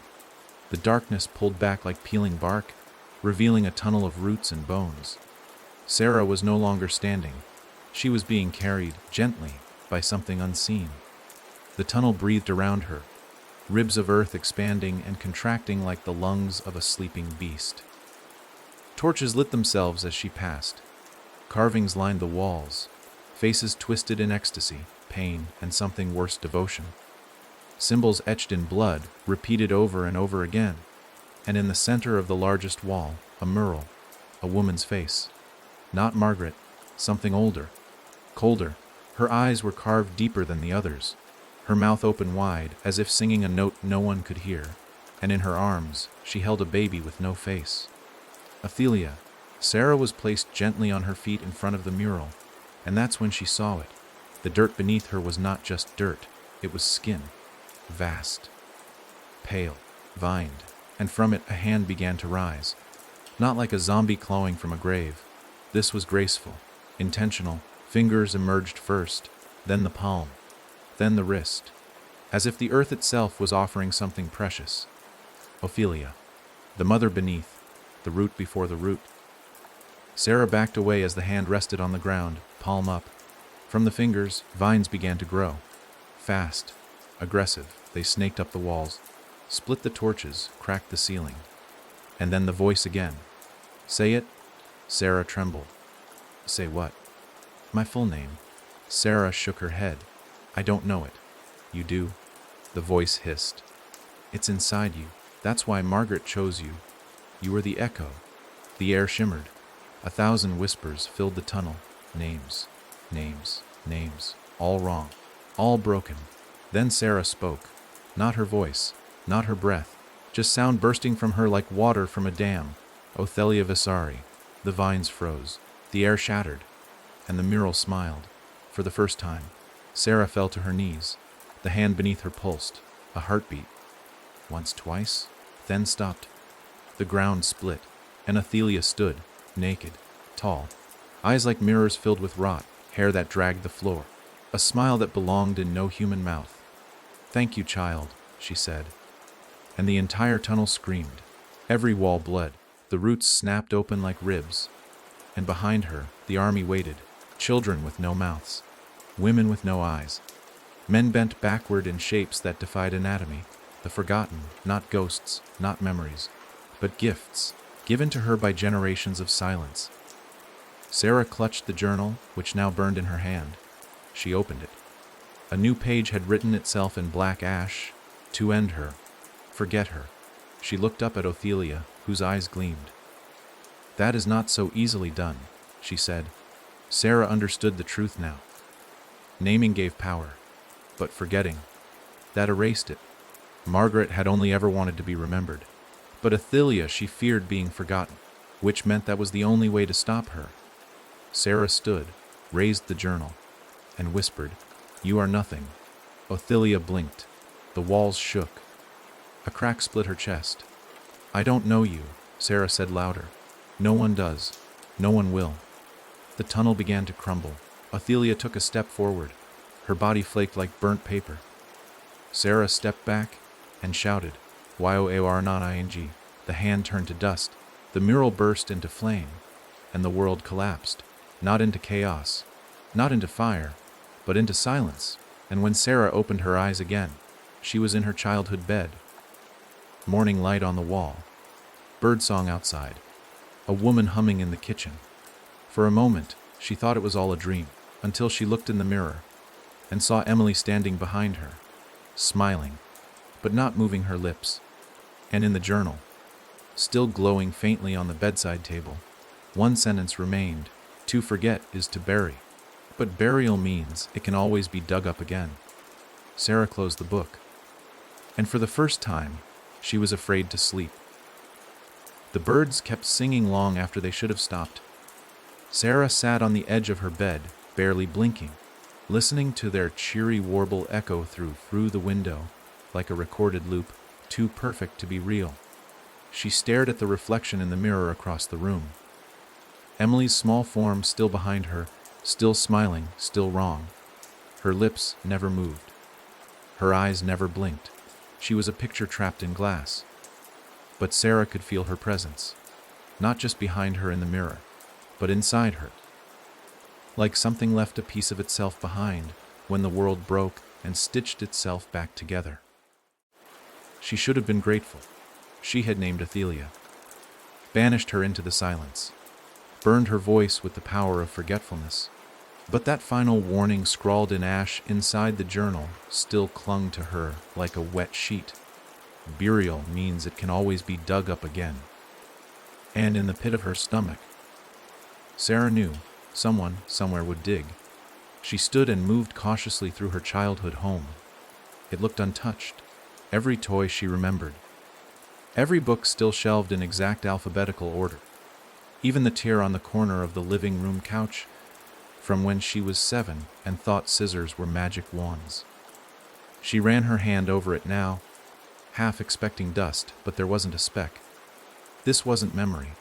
It was preservation, like someone had rebuilt her life from blueprints made of nostalgia and guilt. The kitchen was empty. No woman humming. No coffee brewing. No breakfast smells. Just the sounds. The illusion of normalcy. She walked to the window. Outside, the street was filled with children, but none of them moved. Not quite frozen, but slowed, as though time clung to them like tar. Swings moved gently without wind. A jump rope lay mid-air, suspended between the bounce of motion and stillness. A girl stood in the yard across the street, with her mouth wide open in a laugh, eyes locked on something just beyond sight, but the sound never came. "Sarah," Emily's voice whispered. Not from the mirror this time, but from inside her head. She turned, heart hammering. Emily stood in the hallway, her small feet bare, eyes no longer playful. Now, they were empty. "She's not gone." Sarah's throat tightened. "Athelia." Emily shook her head. "No, not her." Sarah frowned. "Then whom?" Emily raised her hand and pointed to the door at the end of the hallway, the basement door. The one she hadn't seen since she was a child, the one that had been nailed shut, boarded, painted over. But now it was clean, unmarked, waiting. Sarah approached slowly, her hand trembling as she reached for the knob. The journal had reappeared in her hand again, unasked. Its cover was warm. Inside, a new page had bloomed. A sentence, ink still wet. "The girl in the mirror is not who she seems." Sarah turned. Emily stood perfectly still. But now, in the hallway mirror, her reflection moved first. The reflection smiled wider, tilted her head before Emily did, moved a finger before Emily raised her hand. Sarah's skin went cold. It wasn't Emily. Or maybe it had been. But something else had taken root in her shape. "Who are you?" she whispered. The reflection blinked slowly, then answered, in a voice that was layered, distorted, older than any of them. "You forgot to bury me." Then the mirror cracked. A hairline fracture across the glass, thin as a hair, but it spread fast. Sarah turned and ran. She didn't wait to see what came through the mirror next. She grabbed the journal, shoved the basement door open, and descended into the dark. But it wasn't the basement she remembered. It wasn't the familiar cement floor and boxes of forgotten toys. It was a cavern, lit by dim orange light, and at the center, a well. No rope, no pulley, just a hole, breathing. Sarah stepped toward it. The closer she got, the more the air grew thick, like syrup, filled with the weight of every unsaid word, every lie whispered to a scared child at bedtime, every story rewritten to make monsters look like mothers and mothers look like martyrs. She knelt beside the edge of the well and looked down. No water, just eyes, dozens of them, blinking slowly, watching her. Then, one voice, low, familiar, hers, but not quite. "I am the piece you left behind." Sarah jerked back. The journal flipped itself open again. A name began to scrawl across the page on its own. Sarah? Not Sarah, not Evan, but Sarah, the fractured self. The identity she cast off the day her mother changed her name. The part of her that remembered the worst nights. The part that cried while her parents fought. The part that dreamed of being swallowed by the dark, just so she wouldn't hear the footsteps again. "You split yourself to survive," the voice said. "Now I'm whole, and I'm hungry." A hand reached out from the well, thin, childlike, burned. It didn't grab her, it offered a mirror. Small, handheld, cracked down the middle. Sarah saw herself as a child, crying, alone, with a single word scrawled on the wall behind her in crayon, SERI. The reflection blinked and smiled. Sarah understood then. Athelia hadn't been the end. She had been a door. The final route was her, the part she left behind. The version of herself born in trauma, grown in silence, and left to rot in the corners of her own memory. She wasn't haunted by an entity. She was haunted by her own forgetting, the buried self, the unloved self, and now it wanted to be remembered. The well pulsed, the mirror glowed, and the journal closed itself with a heavy thud. On its cover now, no tree, no symbol, just a question. Will you remember her? Sarah looked at the mirror, at the child, at the well, then whispered the name, once more. Sarah.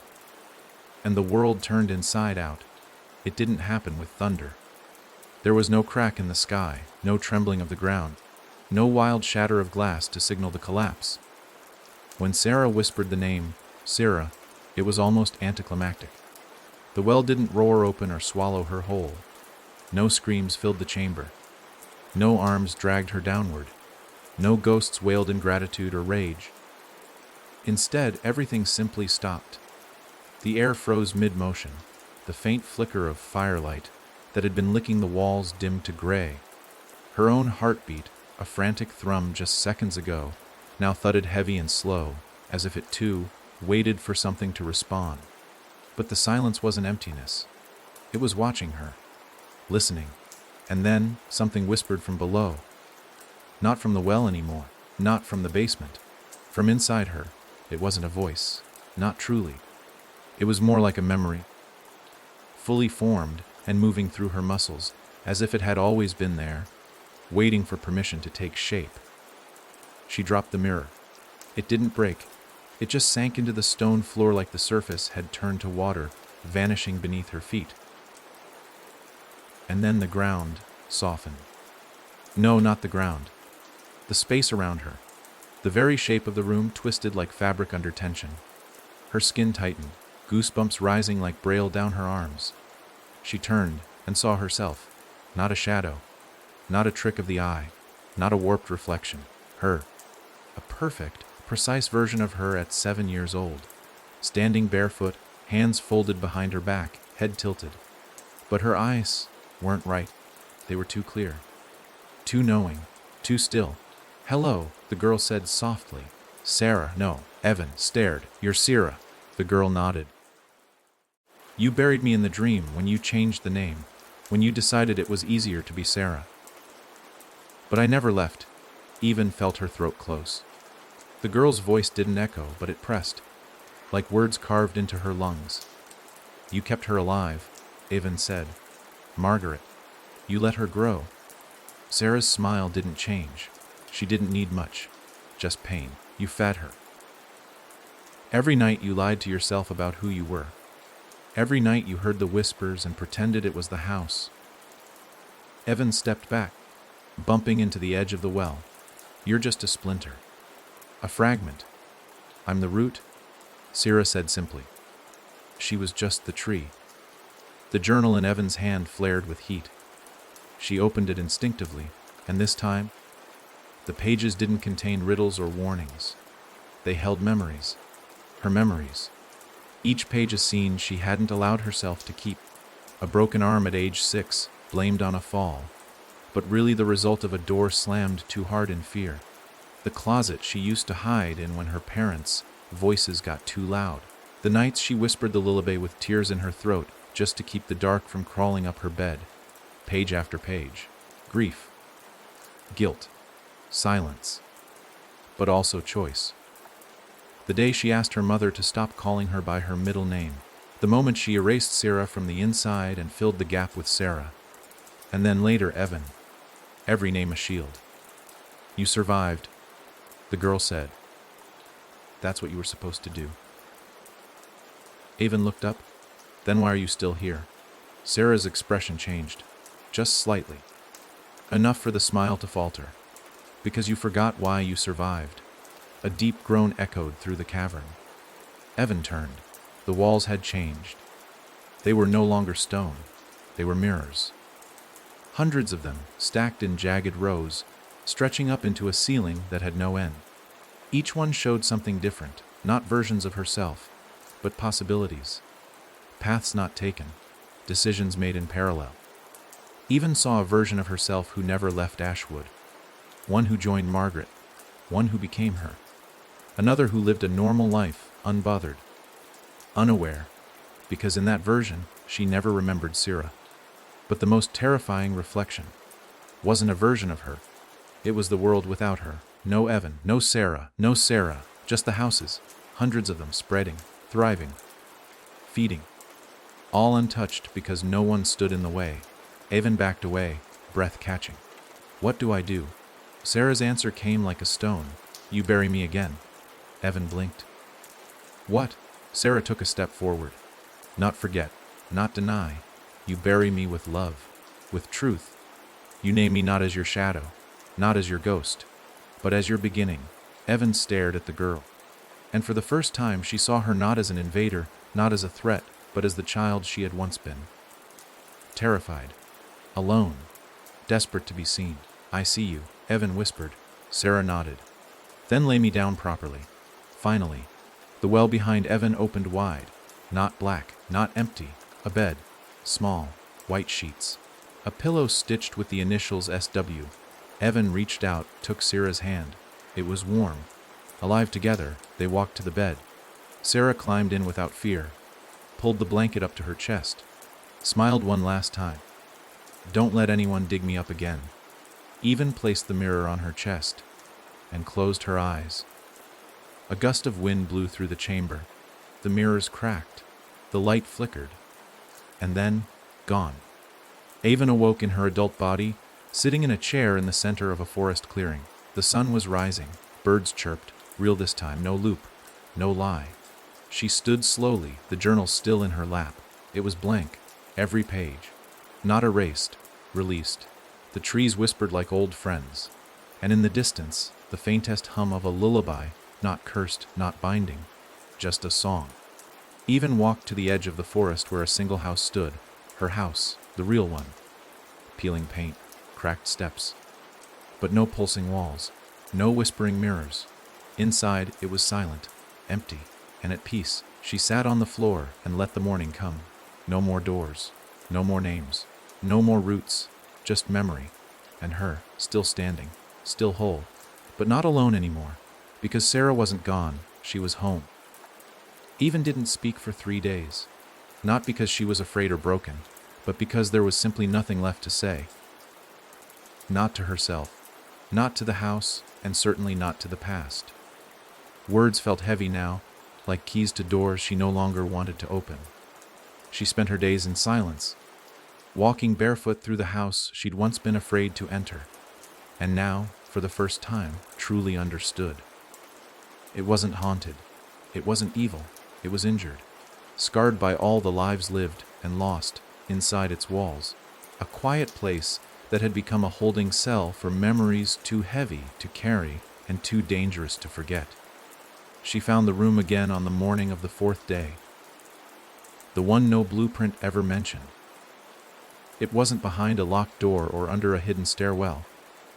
It was just there now, at the end of a hallway that used to end in plaster, as if the house had finally exhaled and let go of one last secret. The door was slightly ajar. No sound came from behind it, no draft, no whisper. Just a stillness that beckoned. Not with threat, but with truth. She stepped inside. The walls were soft gray, the light dim and natural, filtering through a sheer curtain that moved only when she did.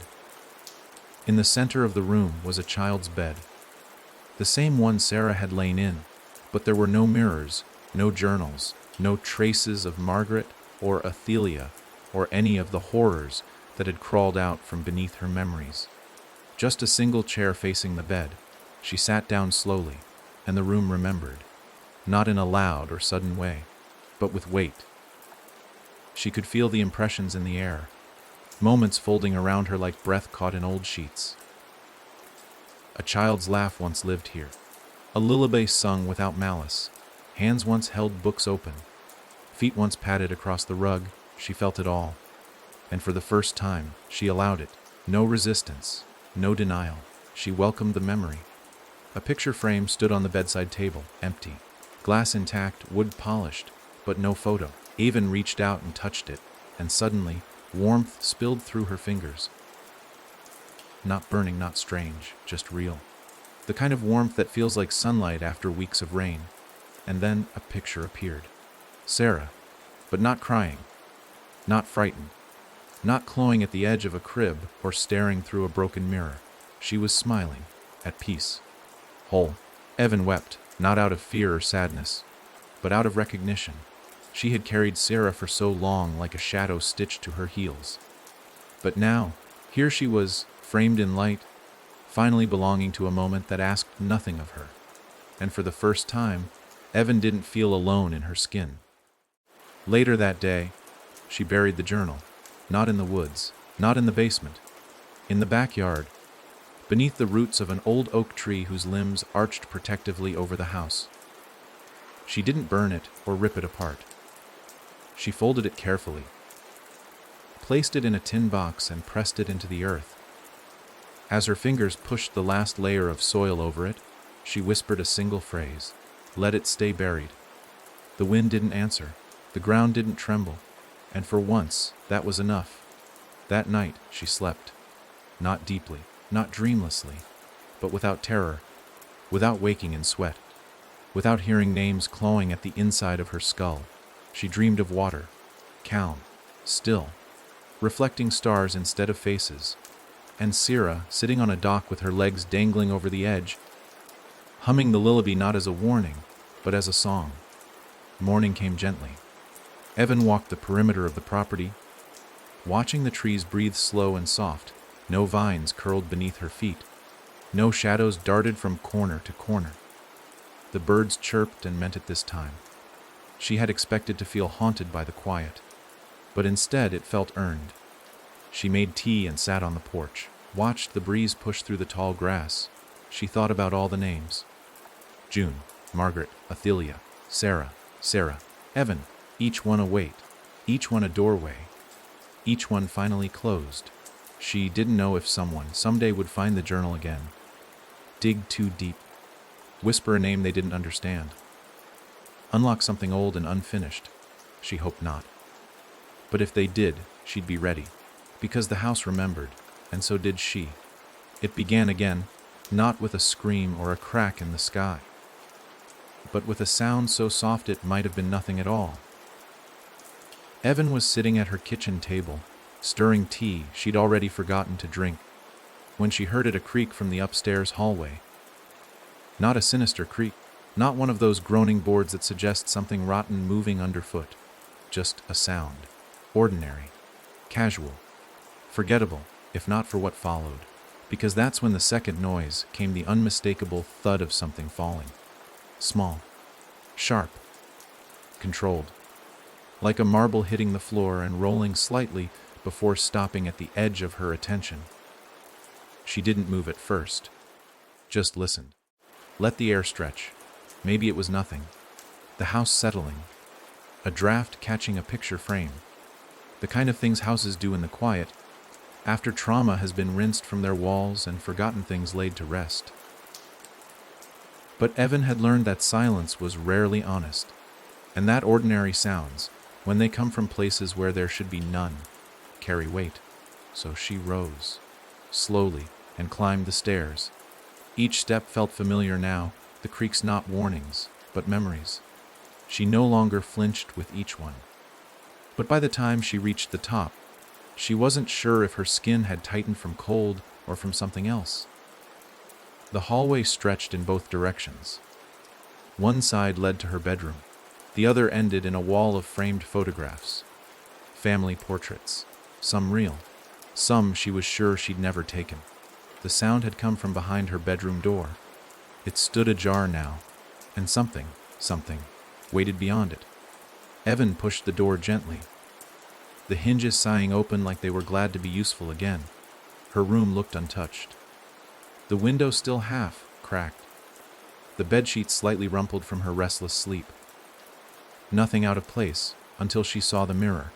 It had returned. She had thrown it out months ago, smashed it, left the shards at the town dump with a weight in her chest and the kind of finality that tastes like blood. But there it was again, propped against the far wall, full, tall, its edges wrapped in the same frame she remembered from her grandmother's house. The frame with the carvings of twisted branches. No dust on it, no scratches, like it had never been broken, like it had never left. Evan walked toward it carefully, each step measured like a ritual. Her own reflection met her gaze, unchanged. No flickers, no shadows, just herself. Tired, older, whole. But then her reflection blinked, out of rhythm. A chill licked the base of her spine. She stepped closer. The mirror shimmered, not like water, not like glass, but like memory. The surface no longer held her. It held something behind her. Something she couldn't see, but that the reflection could. She turned quickly, expecting a shadow, a shape, a face. Nothing. She turned back. The mirror showed a room that wasn't hers. It looked like her childhood bedroom, but distorted. Smaller, dimmer, the crib too large, the rocking horse too narrow. Everything stretched like someone had tried to redraw the past from memory and gotten it almost right. A little girl sat in the center of the room, Sarah, not crying, just watching. Evan reached out and placed her hand against the glass. It was cold this time, colder than any surface should be. Sarah didn't move, but her mouth did. 2 words, no sound. She's back. Evan stumbled back, the air caught in her throat. Who? The mirror answered with light, not words, not pictures. A flicker, a shape, and then Athelia, not whole, not standing, but rooted. Her face rising behind Sarah like a shadow at dusk, her eyes blank, mouth stitched shut with vines, and behind her others, the forgotten, still eyeless, still mouthless, still watching, still waiting. The reflection shimmered again, and this time the entire mirror went black. Evan stared at it, waiting for it to come back, for Sarah to speak, for the nightmare to return. But nothing happened. The mirror held the black like a coffin holds silence, and then it breathed. The glass convexed, just slightly, enough to suggest something was leaning into it from the other side. Evan moved fast. She grabbed the sheet from her bed and threw it over the mirror, her hands shaking, the edges trailing to the floor. For a moment, the room was still again, until the sheet moved, not from wind, from inside. Something pressed against the cloth. A face, but not Sarah, not Athelia. Someone else, the shape of a child, but the pressure behind the cloth was far too strong. Evan staggered backward. The mirror pulsed, and from beneath the sheet came a whisper. Names are never enough. The words hit her like a physical force.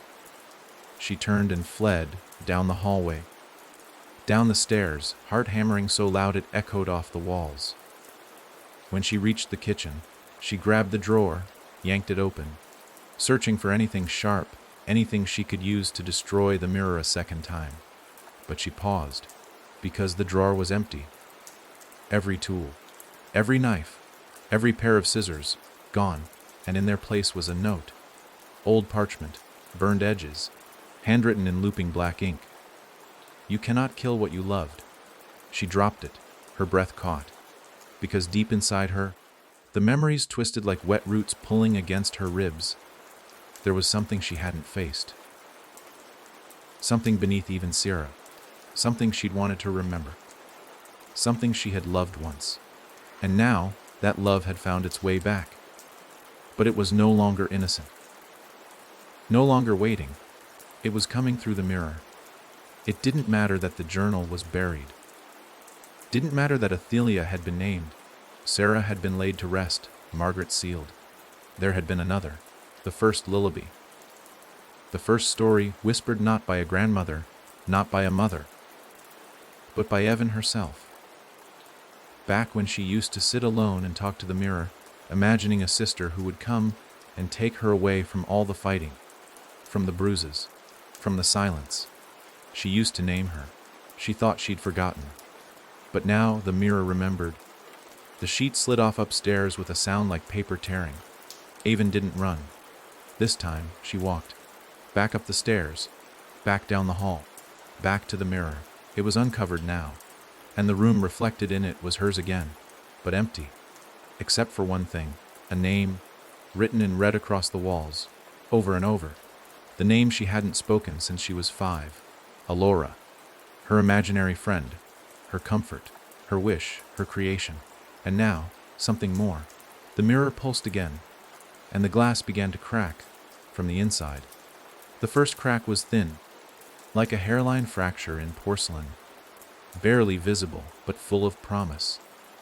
It ran from the top left corner of the mirror down toward the center, jagged and slow, growing with the agonizing patience of something that knew it didn't need to rush. Evan stood motionless in the doorway, one hand braced against the wall, the other clenched so tight her nails dug half-moons into her palm. Her breath came shallow. The name glowed on the walls within the reflection. Elora, written again and again in red that seemed to pulse like veins in a nightmare. She hadn't spoken that name in over 20 years. She hadn't thought about it in almost as long. And yet, here it was, rising from the depths like a corpse that had never quite sunk all the way down. She had invented Elora as a child. At least, that's what the therapists had said. A coping mechanism. A mirror sister. The one who always listened, always stayed, always whispered, soothing things, when her parents screamed at each other through walls that didn't do nearly enough to muffle them.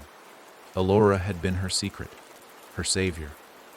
But when things got worse, when Evan finally broke and the counselors leaned in too close with voices too soft, Elora was labeled a symptom, a sign, something to be let go. And so, Evan had forced herself to stop speaking to her, to stop seeing her in reflections, to stop believing. She had banished her. But belief is a powerful thing, even when you bury it, especially when you bury it. The mirror shivered. Another crack, wider this time, dead center. A sound like wet glass twisting echoed through the room. Evan stepped forward, drawn by something deeper than fear, something closer to gravity. The kind that pulls when you look down from the edge of a tall place and your body doesn't ask whether you'll fall. It asks whether you want to. The mirror's surface began to ripple, not breaking, not yet, just shifting, like liquid on the verge of boiling. And then she saw her, Elora, standing behind the glass. Not a reflection, not a shadow. Whole. She was exactly as Evan remembered her pale blue dress. Dark curls that bounced when she walked, eyes too wide and kind. But her face was wrong now. Subtle at first, just slightly too symmetrical. Like a doll made with human care, but not quite human understanding. And her smile, it wasn't the smile of comfort anymore. It was the smile of something that had waited too long and was tired of waiting. "You forgot me," Elora said. Evan's mouth went dry. I had to. You wanted to. That's not true. You named me, Elora continued. You gave me shape. You gave me a voice. You fed me with your tears and secrets. I kept you safe, and you threw me away. The surface of the mirror buckled, like lungs taking a breath. Evan stepped back. I was a child, she whispered. And so was I, Elora said. But you made me older. You gave me your pain, and I grew up fast. The cracks multiplied, forming a spiderweb of veins across the mirror's surface. Please, Evan said. I didn't mean to create something that could hurt me.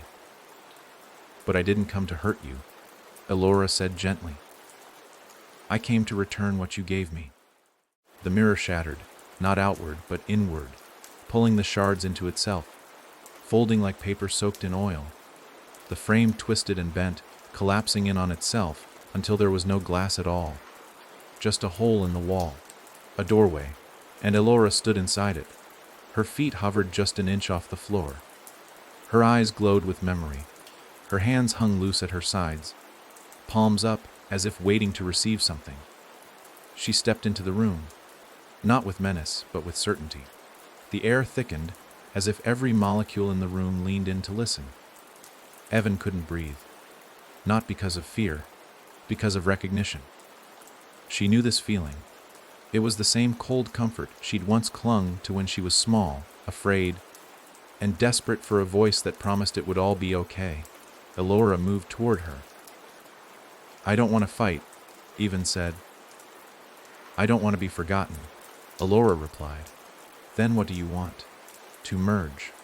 The word hit like thunder, not spoken loudly, but with weight, with inevitability. Evan stepped back, her spine hitting the far wall. I'm not you anymore, she said. Yes, Elora whispered, but I am you still. And suddenly, Evan remembered it all. Not just the stories, not just the voices. The exact moment she first named Elora. The day she sat in front of the mirror at 5 years old and cut her finger on the corner of the glass. The blood had beaded and dropped onto the wooden frame. She hadn't cried. She had smiled. She had said, "Now you're real." That was the bargain, the price. Not just a name, a piece of herself. Elora hadn't just been imagined, she had been invited. And she had waited all these years for Evan to remember that truth. Now that she had, the door could open. Evan fell to her knees. I'm sorry, she said. Elora knelt with her. I forgive you. Then her hand touched Evan's chest, and everything went still. The walls turned white, the light became endless, and Evan fell inward, into memory, into herself, where every version of her, Sarah, Sira, the girl who whispered names in her sleep, the woman who faced Athelia, the child who cried for Elora, all stood waiting, not accusing, not begging, just waiting to be seen. She stepped toward them, and the closer she got, the more they faded, like fog, not gone, but no longer hiding. When she reached the center, Elora stood alone, smiling, and she said just one thing, "Know you remember what you are." Then she vanished, and Evan woke, on the floor of her bedroom, no mirror, no crack in the wall, no voices, just morning, and a feeling that, for the first time in her life, she was one whole person. At last. It wasn't the silence that struck Evan when she opened her eyes. It was the light. Not artificial, not electric. This was sunlight, pure and honest, pouring through the bedroom window in soft gold ribbons that stretched across the floor like outstretched hands. The kind of light you didn't notice unless you had lived without it for a long, long time. She blinked against it, slowly sitting up. Her neck ached. Her spine protested. But nothing hurt quite like the stillness pressing into her chest. It wasn't heavy. It wasn't cruel. But it was there, thick and unmistakable. A weight that had nothing to do with fear and everything to do with change. The mirror was gone. There was no debris, no frame, no dent in the wall where it had once stood. Only clean plaster, smooth, blank, whole. The sort of surface you might hang a picture on, if you weren't haunted by the knowledge that glass could lie and frames could bite. Avon didn't rise immediately. She sat there for a while, cross-legged on the hardwood floor, her fingertips brushing the place where Alora had stood, where her hand had pressed gently into Evan's chest, before she vanished into memory like a breath held too long. Avon touched that spot now, half expecting to feel something glowing beneath the skin. But there was only a heartbeat, slow, steady, her own. The realization was quiet, but thunderous in its own way. She was alone now. Not in the way she'd once feared, not the aching, echoing kind of alone that came with forgotten birthdays or unanswered prayers, but a different kind, a cleaner kind. Alone like an empty cup ready to be filled, alone like the air after a storm. The house creaked softly overhead, not threatening, just alive. Evan finally stood and walked barefoot through the hallway, feeling every inch of it. Every floorboard had once meant something. There had been times she avoided certain planks out of superstition or fear, believing that stepping on the wrong one would bring the past back with open jaws. But now she stepped on each with purpose, as if claiming ownership of the space not as a battleground, but as hers. The stairs didn't moan. The lights didn't flicker. And when she entered the kitchen, the kettle hadn't moved. The mug still sat waiting beside it, and her unfinished tea had long gone cold. She poured it out and started fresh, boiled the water, steeped the leaves, watched the steam curl up like tiny ghosts with no place left to haunt. She didn't cry. There were no tears left. What was rising inside her now wasn't sadness or grief or even peace. It was something deeper, something harder to name. Memory was no longer her enemy. She drank the tea on the porch. The front yard was unchanged, the grass just a little too long, the fence missing a few slats. The wind chimes clinking gently in a language only the trees understood. But there was a rightness to it now. The house didn't hide anymore. It didn't ache. It just was. She'd bled into it, cried into it, screamed and broken, and stitched herself back together in its walls. And now it knew her. Fully. It didn't whisper her name. It didn't murmur forgotten songs or scratch with invisible nails. It breathed with her. That night she slept early.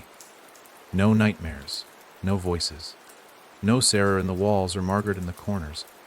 Just Evan, whole. But as always, peace didn't linger unchallenged. The next morning, she woke to a knock, not on the door, but on the window. A single, sharp tap, then silence. She sat up slowly. The air was still calm. No shadows stretching unnaturally across the floor, no sudden cold. But something gnawed at the edges of her breath. The kind of instinct you don't learn. You're born with it. The knowledge that something is near, and it does not want to be seen. She stood and walked to the window. At first, there was nothing. Then she looked down. A single object sat on the porch step, wrapped in black cloth, tied with twine. A parcel, no bigger than a shoe box. She opened the front door cautiously, staring at it without touching. Nothing moved. No footsteps in the distance. No birdsong. Even the wind held its breath. Evan picked it up. It was heavier than it looked. She carried it inside and placed it on the kitchen table. Then slowly untied the twine, peeled back the cloth, and froze. Inside was a doll, old, porcelain, cracked across the cheek. Its eyes were painted bright blue, its mouth small and red. Its dress was familiar, pale blue. Just like Alora's. Evan's breath caught. And there, tucked beneath the doll's feet, was a folded piece of paper. She opened it with shaking hands. The handwriting was scrawled and shaky. It read, "She was mine before she was yours." No signature, no clue, just that sentence. And suddenly, the air felt too thin again, because the doll's mouth wasn't painted. It was stitched, with vines. Avon stared at the doll without blinking, her breath shallow, the paper trembling slightly in her hands.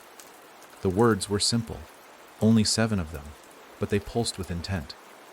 Not a threat, not a plea, something worse, a claim. She was mine before she was yours. It clung to her mind like fog laced with something acrid, something ancient. the stitching across the doll's porcelain mouth wasn't made of thread or paint. It was the same organic weave she remembered from the forgotten. The same vine that had once bound Syrah's voice in the dream world, the same silent plant that had wrapped itself around names, memories, and people until they weren't people anymore. Just husks, just hosts. She touched the doll's dress. The fabric was soft, real, too clean for something that should have been old. The stitching along the hem was childlike, uneven, like it had been made by small hands, not a factory doll, a handmade one, personal. And suddenly she remembered something that she hadn't thought about in years. Something from the early days, before the mirror, before Athelia, before even the nightmares had found their language. A memory of a voice, not Elora's, whispering to her during one of those nights when she would lie in bed, afraid to close her eyes. Keep her safe, little one. Keep her safe, and I'll keep you. Avon jerked her hand away from the doll. That voice hadn't been hers, or Elora's. It had come through her, as if something had spoken not into her ear, but into her memory, long before she was capable of understanding what it meant. And now, years later, it was here again, this time with evidence. A doll dressed in the memory of comfort, stitched shut by something that didn't belong in this world, but had been invited in long ago. She wrapped the doll back in the black cloth, tied it, and set it on the far side of the room as if distance could make it less real. Then she stood and paced. The silence in the house wasn't the same anymore. It wasn't peaceful. It was watching, like the walls were holding their breath, unsure whether to scream or whisper. She could feel it behind her, around her, under the floorboards. Not Athelia, not Elora, something else. Something that used Elora, that wore her as a voice, that maybe had never left at all. Even remembered the earliest stories, the ones that came before Margaret, before the Hollow Girls, before the Forgotten. There had been whispers in the oldest journals, pages so damaged by mildew and mold that their words barely survived. But she had read enough of them to understand that the first voice wasn't always the most dangerous. It was the one that came after silence that destroyed.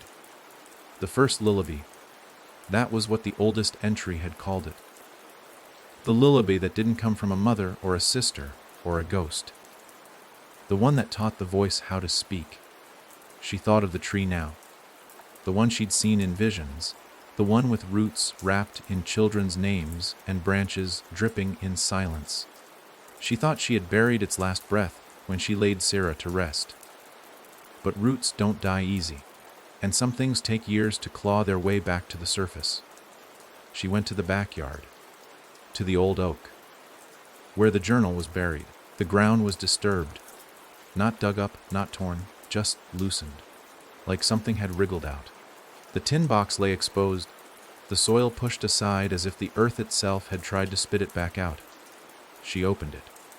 The journal was gone. In its place, a single dried flower, black, brittle, veined with red, and beneath it another note, this one in her handwriting. But she hadn't written it. You gave me the name. Now I give it back. The page reeked of damp soil and copper. Avon clutched it, trying to make sense of the impossible familiarity of her own loops and curves in the ink. She flipped it over. One word scrawled on the back. Mother. Her heart sank. Not her mother. The mother. The entity that came before all the others.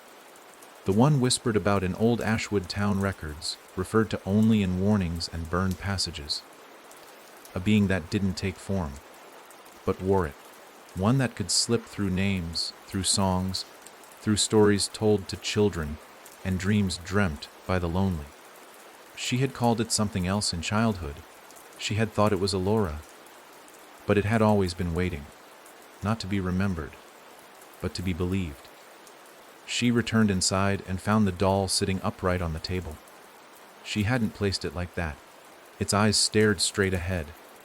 And now, the mouth was open, the vines were gone, the lips were parted, and something inside its mouth gleamed. She stepped closer, stomach turning. It was a tooth. Small, human, recent. She reached for it, hesitating. The moment her fingers touched the tooth, a voice rang through the room, not in her ears, not even in her mind. It rang through the walls. "I kept you safe," it said, in a voice made of wind and weeping. "Now keep me." Evan screamed and stumbled backward, knocking over a chair. The doll fell to the floor and shattered, but inside there was no porcelain, only flesh, waxy pale, curled tight in the fetal position. A tiny thing, breathing, its mouth still whispering, a heartbeat pulsing faintly under its ribs. The creature turned its head toward her, its eyes opened. They were hers, and from its mouth came the lullaby, the first one, the true one, the one she had sung to herself in the mirror when she was 5 and had no one left. And Evan finally understood. She hadn't made Elora. She had channeled something older, something that used the pain of children to crawl through mirrors. And now it had been reborn, in her house, in her hands, and it was calling her mother. The creature was no longer just a thing on the floor. It was the room. It was the hum in the walls, the dust in the corners, the twitch in the back of her throat. The baby thing, with its waxy skin and 2 familiar eyes, didn't cry. It didn't wail. It didn't even blink. It simply watched her, its mouth parting with the lullaby in a voice that was half whisper, half breath, as if the song had no beginning and would never end. Evan couldn't move. Her body had gone rigid, not with fear, but with something worse, understanding. The moment she looked into its eyes, she remembered everything. Not just what had happened, what she had done. There was a reason she'd never had dreams of Elora being born. A reason Elora had always appeared in mirrors, already formed, already speaking, already knowing. Even hadn't just created her out of loneliness. She had spoken her into the world during her first night of terror, after her parents had fought so violently the air itself had tasted of metal. That night, 5-year-old Evan had crouched under her bed and whispered to the dark, not to God, not to her mother, not even to herself, but to something she could feel watching. And she had said, in that tiny, trembling voice, "If someone comes for me, I'll never be alone again." That was the invitation.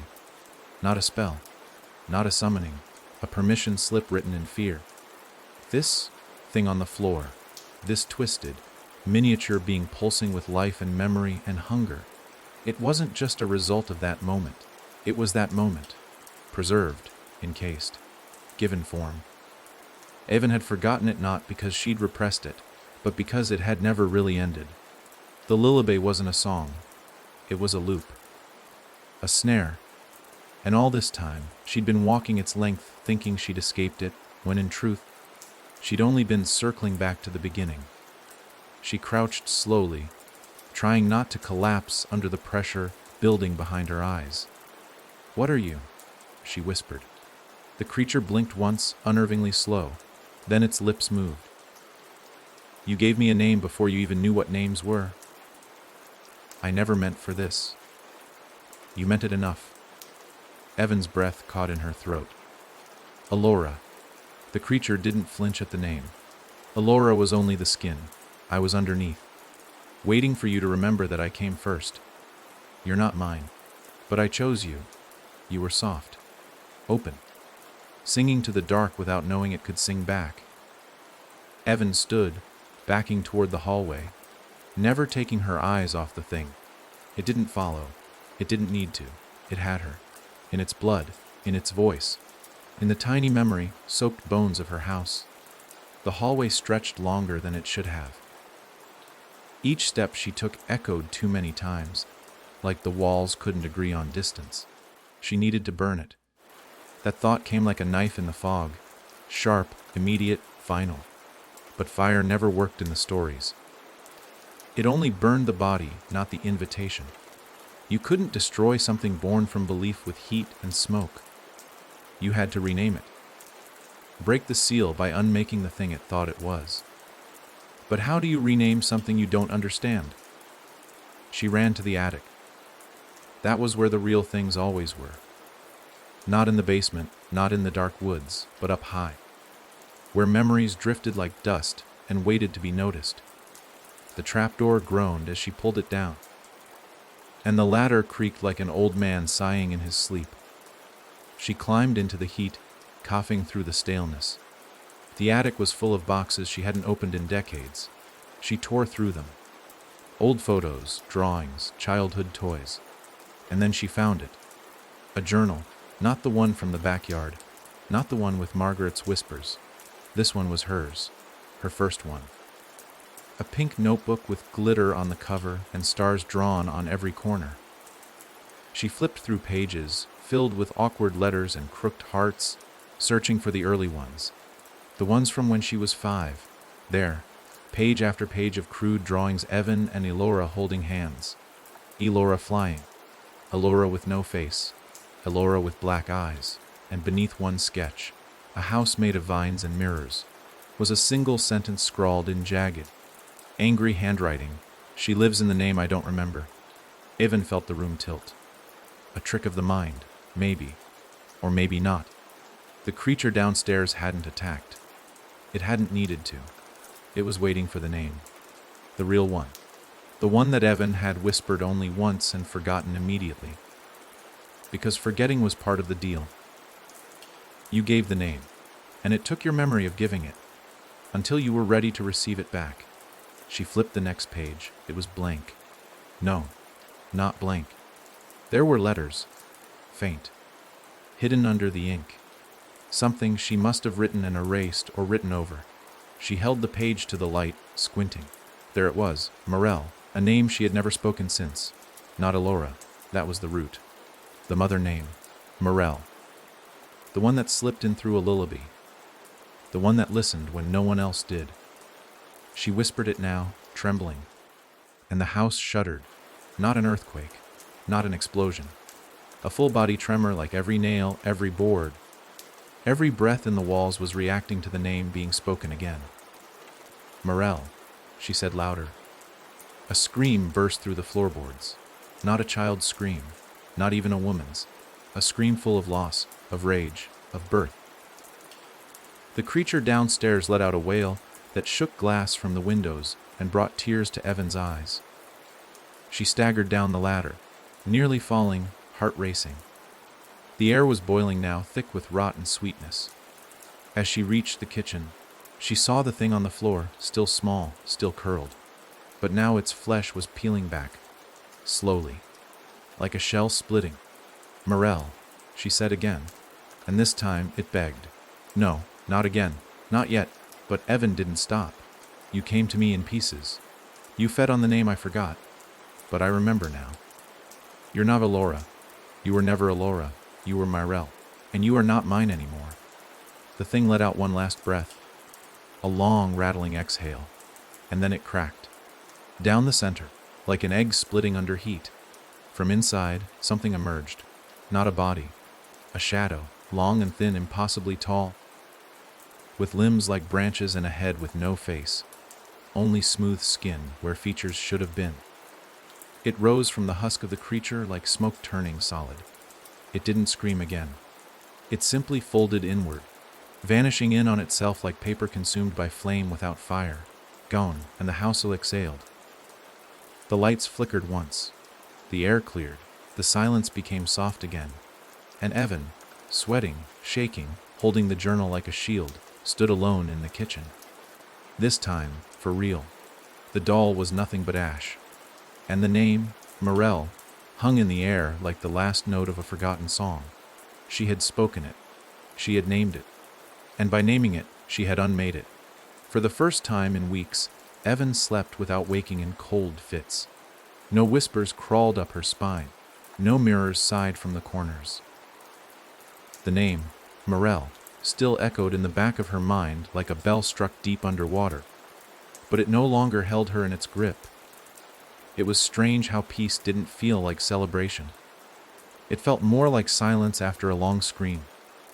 Her body still carried the tension of being hunted, haunted, hollowed. She didn't move much the next morning. She walked through the house quietly, like a visitor. She touched the walls. stared at old photos, boiled water and made breakfast she didn't eat. Everything looked the same, but she felt like a stranger in her own skin, like the fight had stripped her down to someone else entirely. The kitchen table was bare. The journal had been put away. The doll, or whatever had worn its shape, was reduced to a fine gray smear she had swept up with trembling hands. She'd dropped the ashes into the river just before dawn, watching the current carry them without resistance, without question. That was the difference now. There were no questions left. Only what had been answered, and what still hurt. But just as Evan started to believe it was over, the phone rang. The landline. She hadn't used it in years. No one had that number. She froze mid-step, hand hovering above the counter, and turned her head slowly toward the old rotary phone mounted near the fridge. It was ringing. Not buzzing. Not crackling. The chime was perfect. Crisp, like it had been plucked from another decade. For a full 5 seconds, she didn't move. The house, which had been so still, suddenly felt coiled again, listening. Waiting. On the 7th ring, she picked up. She didn't say hello. She only breathed. And from the other end came a voice, young, female, familiar. You gave me my name. I gave it back. But she remembers you, Evan, and she forgives nothing? Click. Silence. No dial tone, just dead air. She stood frozen, receiver still to her ear, as if more words might leak through. But nothing came. Finally, she placed the phone down and stared at her own reflection in the kitchen window. Her face looked drawn. She hadn't slept enough. Hadn't recovered. But more than that, she looked older. Like something had burned years off her with each name spoken, each memory returned. And now, someone else was speaking her name. Whoever had called, whatever had called, knew her. That meant Morel hadn't been the end, just a piece, a layer peeled back. The illusion was that it had all centered on Alora, or Athilia, or Margaret. But those were only mouths, masks. The real face had never shown itself, only whispered, only watched. The forgiveness part stuck with her. It wasn't a threat of revenge. It was a cold statement of fact. She forgives nothing, which meant Evan had done something, not by accident, not by survival, but something more deliberate, something old. That night, she dreamed again, but not in her house. She stood in a field, surrounded by dozens of children, all dressed in white. None of them spoke. Their eyes were wide, but not blank. They knew things. They watched her like they were waiting for her to remember what she had done. In the center of the field stood a tree, barren, split down the middle, bark scorched black as if struck by lightning. Its branches hung low, not with leaves but ribbons. Tattered, frayed, covered in symbols that pulsed faintly, and tied to the base of the tree, gagged and bound, was a girl, no older than 10. Hair tangled, eyes swollen with tears. Avon recognized her, not Sarah, not Alora herself. A child version, scared, forgotten, a sacrifice. The children surrounded her younger self like a jury, unmoving, their white garments stained subtly at the hems. And in the wind, because there was wind now, though no trees moved. She heard it. You didn't forget. You gave us to her. She woke with a scream in her throat and sweat slicking her sheets. And now the quiet felt different again, heavier, accusing. That morning she returned to the attic. She had to know. Had to find what she'd buried even deeper than the journal. She dug through every box, every dusty crate of memories. Old shoes, school photos, cheap Christmas ornaments from when the world still felt whole. And then she found it, taped to the underside of a wooden storage chest. A file folder, yellowed, its label torn. Inside pages, drawings, not made by her, but of her. Sketches of her 5-year-old self in various poses, some crying, some sleeping, some kneeling. All by the same hand. The signature read C. Wexley. She stared at it. The name so distant, in her mind it almost slipped through. And then it snapped into place. Cecilia Wexley. The old woman who lived at the edge of town. The one people whispered about even when Evan was a kid. The one who'd been a guardian of sorts, her mother once said. She watches over those with peculiar dreams. Evan had been taken to her once. Just once. After a night where she wouldn't stop screaming. After her parents had found her standing in the yard at 3 a.m., barefoot, singing a lullaby to the wind. They'd brought her to Sicilia, and she had forgotten the visit entirely. Until now. The sketch on the last page was of the tree from her dream, its base surrounded by symbols, and beneath it, written in ink as black as the bark, "The mother does not forgive. She collects." The call wasn't from Morel. It was from another child. A new mouth. A new mask. Morel had been unmade. But the mother had only begun to wake, and Evan had once helped her do it. The phone rang again. This time she didn't answer, but she heard the message anyway. From every wall, every mirror, every breath. You fed me once. And you will again. By the time the sun set that evening, Evan had locked every door, every window, and drawn the curtains tight as if fabric alone could hold back what was beginning to press on the edges of the world. She didn't bother with lights. Darkness was going to find her anyway. What good was a lamp against something that moved through silence? Her hands trembled around the teacup she hadn't sipped. Her breath stayed close to her throat, shallow and measured. She didn't need more dreams. She didn't want another call. But the worst part, the part she couldn't say aloud, was that some part of her remembered liking it. The ritual. The attention. The way it had felt when she first gave something to her. The mother. The terrible part of memory was not just remembering pain. It was remembering pleasure in places you wish had only held fear. The folder remained open on the table. Sketches of herself. The tree. The children. And finally, the phrase she could no longer escape.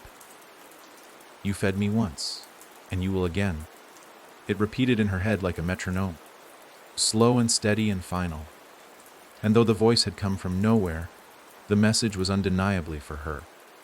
Because long before Sarah had whispered through walls, before Athelia had dragged memories from dirt, before Elora had been unmade, there had been an offering. She hadn't meant it as such. But children rarely understand the depth of the things they give. When Evan was 5, she hadn't just named Elora. She had given her something, a small thing, forgettable to any adult, a kitten, half-starved, found under the porch. Evan had loved it, for exactly 2 nights, and on the 3rd, after another screaming match between her parents, after she'd clutched the cat close and whispered to the dark to make the pain stop, the kitten had vanished, not dead, not run away, simply gone. And in its place, Elora had shown up for the first time. Evan hadn't put the two together back then, but she did now. That was the first time the mother had tasted what Evan could give. Something small, pure, loved. And that meant she'd already fed her. The memories began to bleed together. Childhood nights when things disappeared.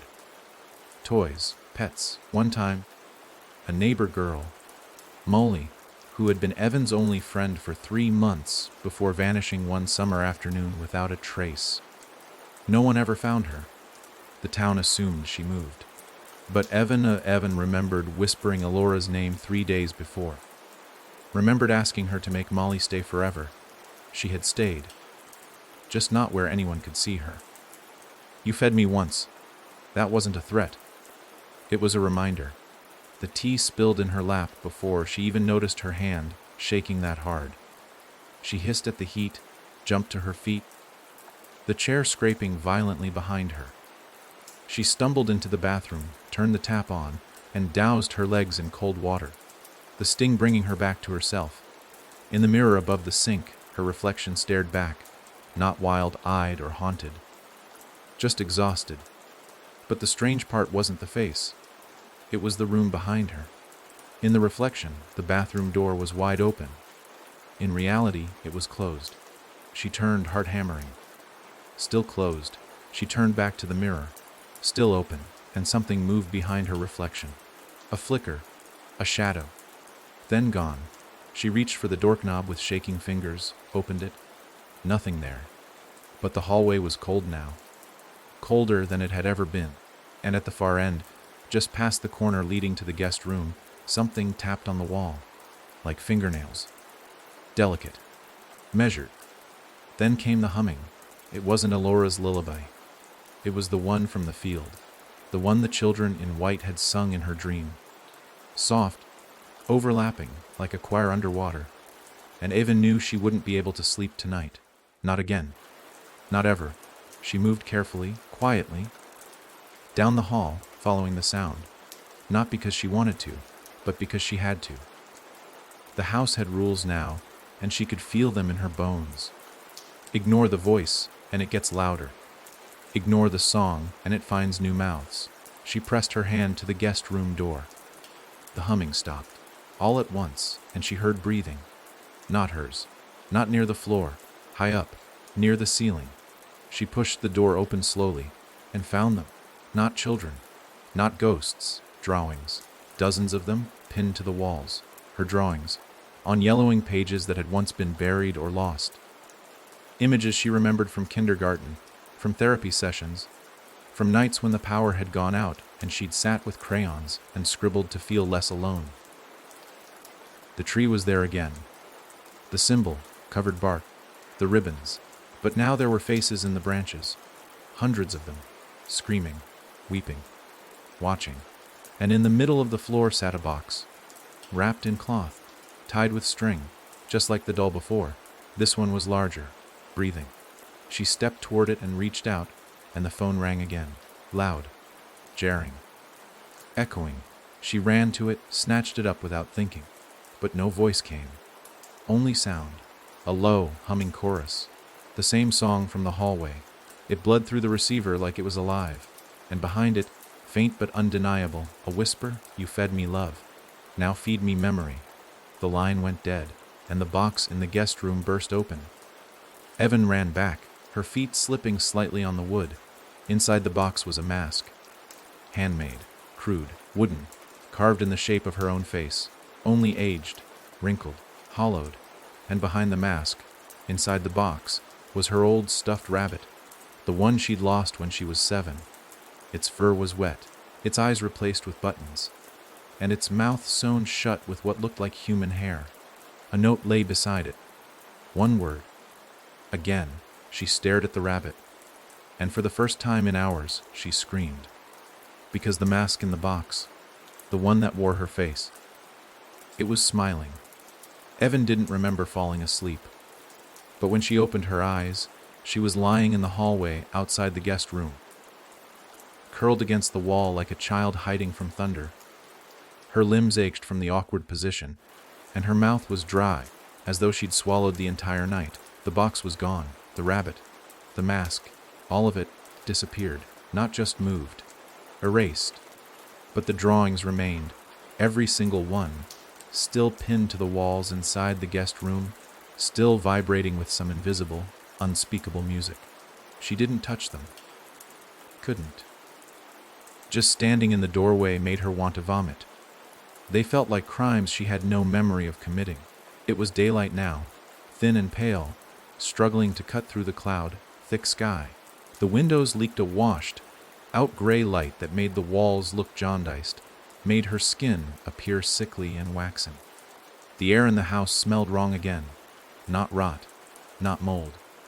Sweet, like nectar, like something was blooming where nothing should grow. That kind of sweetness didn't come from flowers or sugar. It came from things that fed on grief and masked their scent in perfume. She stumbled to the kitchen, found her kettle, filled it on autopilot. The motion of preparing tea grounded her, if only slightly, though her hands still trembled as she struck the match to light the stove. The flame hissed to life. The fire felt real, solid, something that still obeyed human rules. She crouched near it, watching the blue tongue of heat dance beneath the kettle, and whispered to no one. I didn't mean to feed her. The words sat heavy in the air, and yet there was no response, no humming, no tapping, just her own voice, finally breaking the silence. But silence, as Evan had learned, didn't mean safety. It meant patience. When the kettle screamed, She poured the water slowly, let it steep, and sat at the table staring at the empty chair across from her.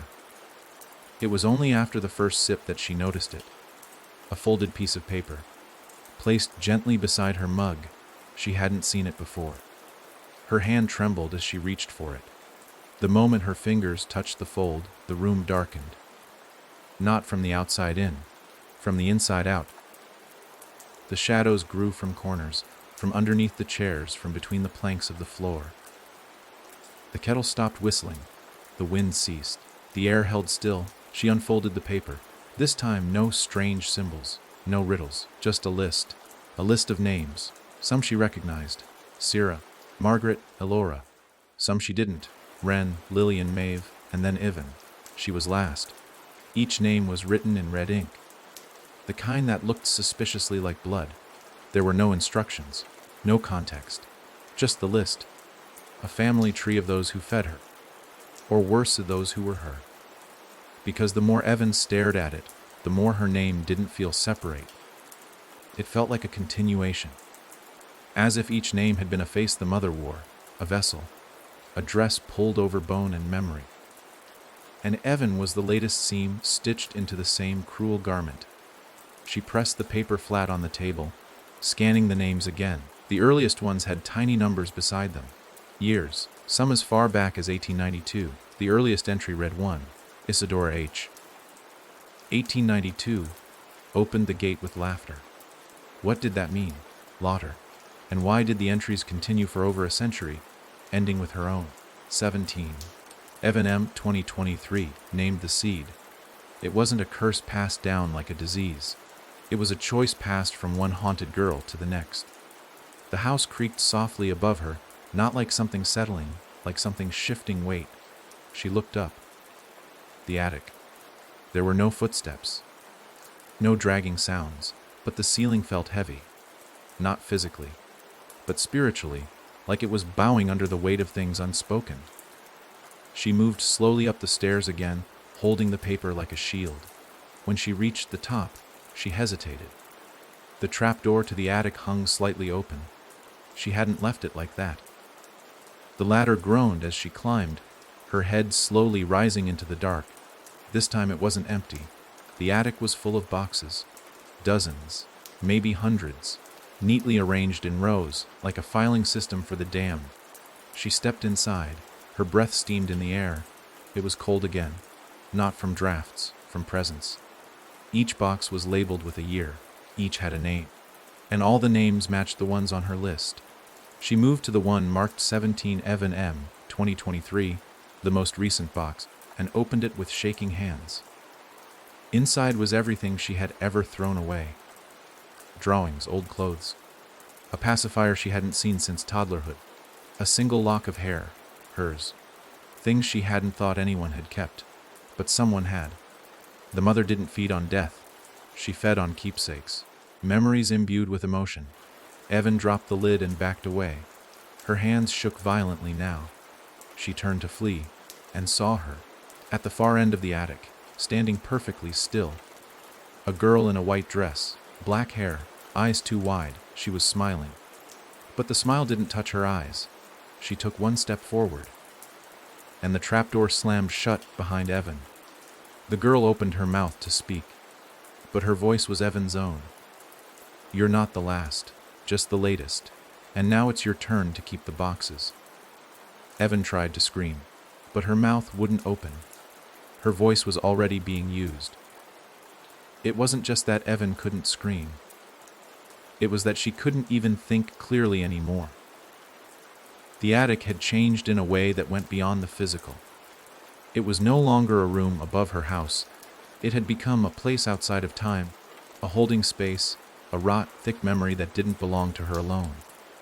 She tried to run, but the floor seemed longer than before, like it was stretching with each step, dragging her feet backward, forcing her to face the girl in white again. That girl, that thing wasn't just wearing Evan's voice. It was shaping it. Every word that tried to form in her throat got swallowed.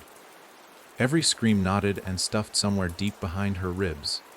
It felt like drowning on dry land. The girl took another step forward, bare feet silent against the old wood. Her dress was clean, pressed, almost too pristine for a place that stank of forgotten years. "You gave her the name," the girl said again in Evan's voice. "Now you must carry what the others left behind." She smiled wider. "You're the keeper now." Evan shook her head violently. "No," she gasped, her voice just barely her own. "I burned her. I named her. I ended her." The girl tilted her head. "Did you think it was about ending? This is about remembering. All of it, every gift, every offering. Every time a little girl whispered into the dark and begged for someone to stay." Boxes around the attic began to rattle. Softly at first, then louder, until the whole room felt like a heartbeat. Evan backed into one of the boxes without meaning to, and felt it press open behind her. She spun and looked inside. A music box. Tiny, dusty, but when she touched it, it started to play. Her grandmother's tune. The one she used to hum when Evan stayed over during summer breaks. The one that made her feel safe before the nightmares ever began. But now it sounded different. Slow or wrong. She turned back toward the girl. "What do you want from me?" The girl's mouth didn't move, but her voice poured into the space again. "I want nothing." She wants everything. The room pulsed. Then the attic walls began to shift. No, not shift, breathe. The wood inhaled and exhaled, groaning like a ship on the verge of snapping in a storm. And in between each breath, the boxes opened one by one. From each, a small item emerged and floated midair. A teddy bear, a ribbon, a marble, a broken pair of glasses, and all around her, voices, small, fragile, familiar, whispers from the past. "I just wanted her to play with me. I didn't mean to let go of his hand. Please, I don't want to go in the dark." Even spun in circles, surrounded by the artifacts of lost children. Not ghosts. Offerings. Each of these objects belonged to someone like her. Someone who had whispered to the dark and had been answered not with kindness, but with collection.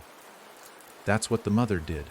She collected, not souls, not lives. Memories steeped in love and pain, and Evan had fed her more than most.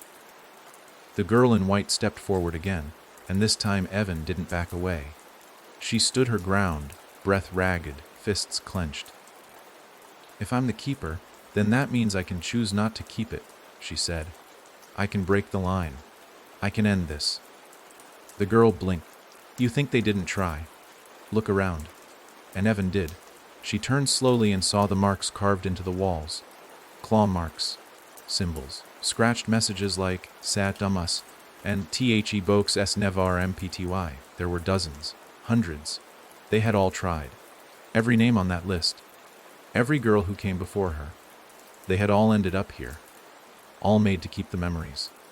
Not to contain them, but to preserve them. "So what's the point?"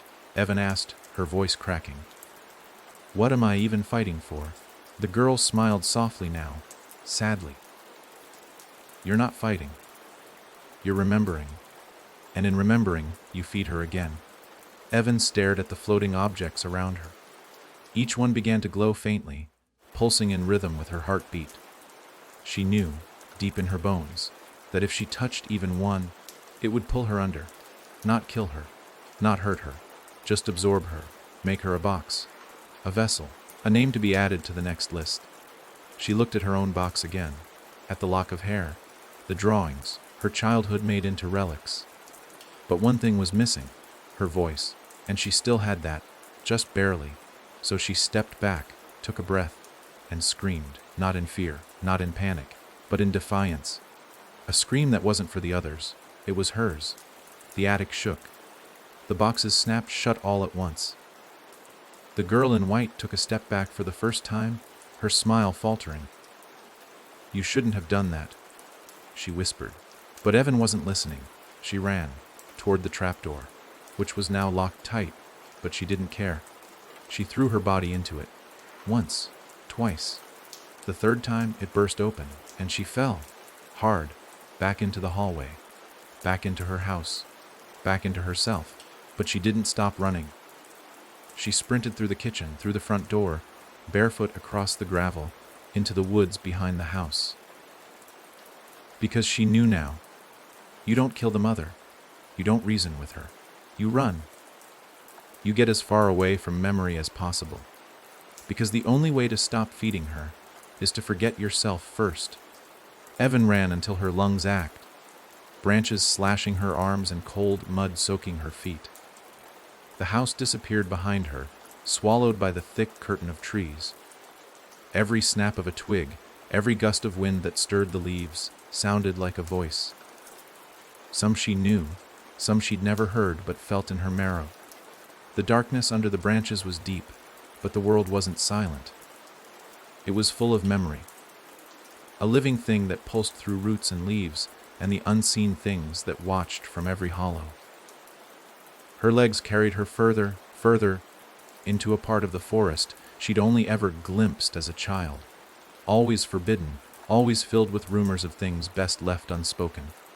Here, the trees grew older, their bark scarred with strange symbols.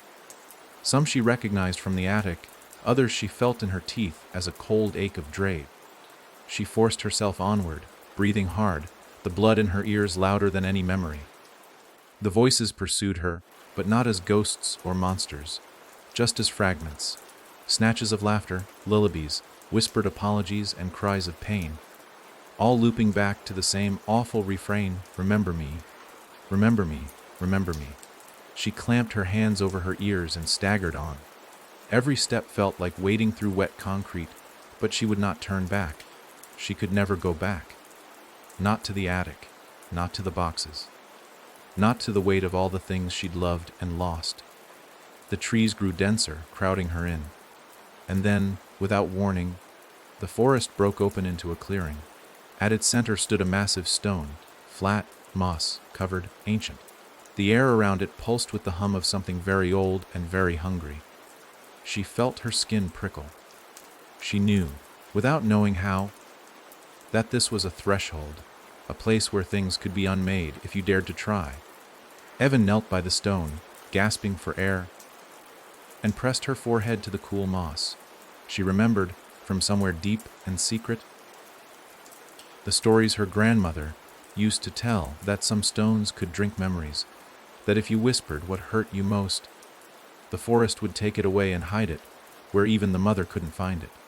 It sounded childish now. Desperate, but that was all she had left. She began to speak. At first, nothing but a hoarse whisper. Then a trembling confession. She poured out the names. Isadora, Sarah, Alora, Margaret, Morel. Every name she had carried and every one she had tried to bury. She recited the moments she'd fed the mother, the kitten, the friend, the bits of herself she'd torn off and offered in fear or loneliness. With each word, the stone seemed to grow colder. The voices in the trees grew softer, as if listening, as if waiting for her to give up her last defense. She hesitated. The worst memory was always the hardest, the one she'd hidden even from herself. The night she'd wished, not for comfort, not for love, but for revenge, for her parents to hurt the way she did. The wish that Alora had granted with silence and tears, the one that had changed everything. She whispered it, barely able to say the words aloud. The air in the clearing changed. A wind rose, sharp and sudden, shaking the branches, and the stone glowed. A faint white shimmer, spreading from where her forehead touched the moss. She closed her eyes, let herself pour out all of it, every secret, every grief, every shame, every memory she could stand to lose. And as the last word left her lips, she felt the voices pull back. The ground seemed to sigh, and the weight inside her chest loosened just a little.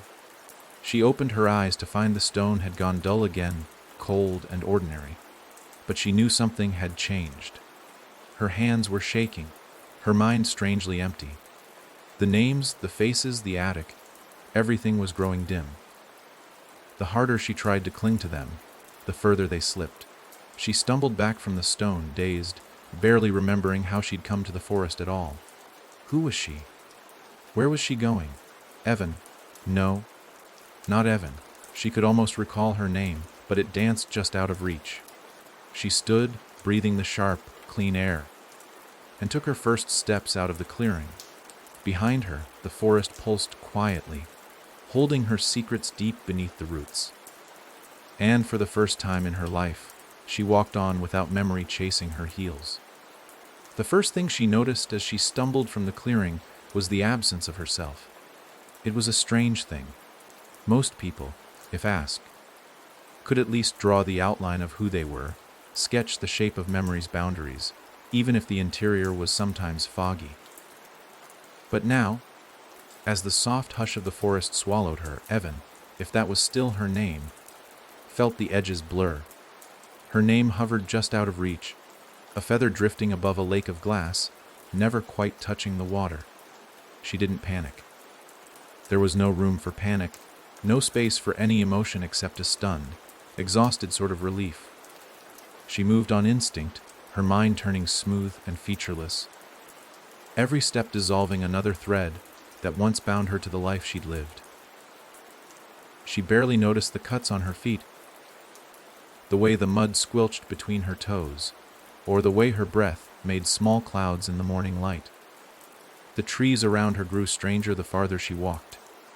Their trunks twisted, almost serpentine, and their bark bore the strange, recursive symbols she knew she should recognize. She wondered, for a moment, if she was walking in circles.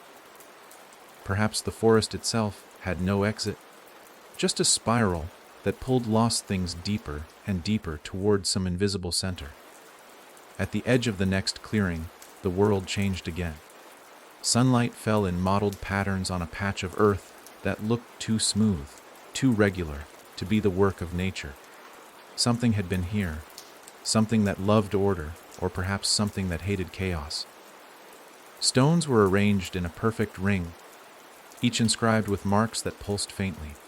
There was a well in the center, not a real well, not one for water, but a hole lined with slick, dark roots. She couldn't see the bottom. She felt no urge to look. She almost didn't realize she was being watched.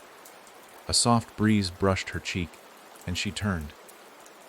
At the edge of the circle, half hidden behind a tree, stood a little girl in a white dress.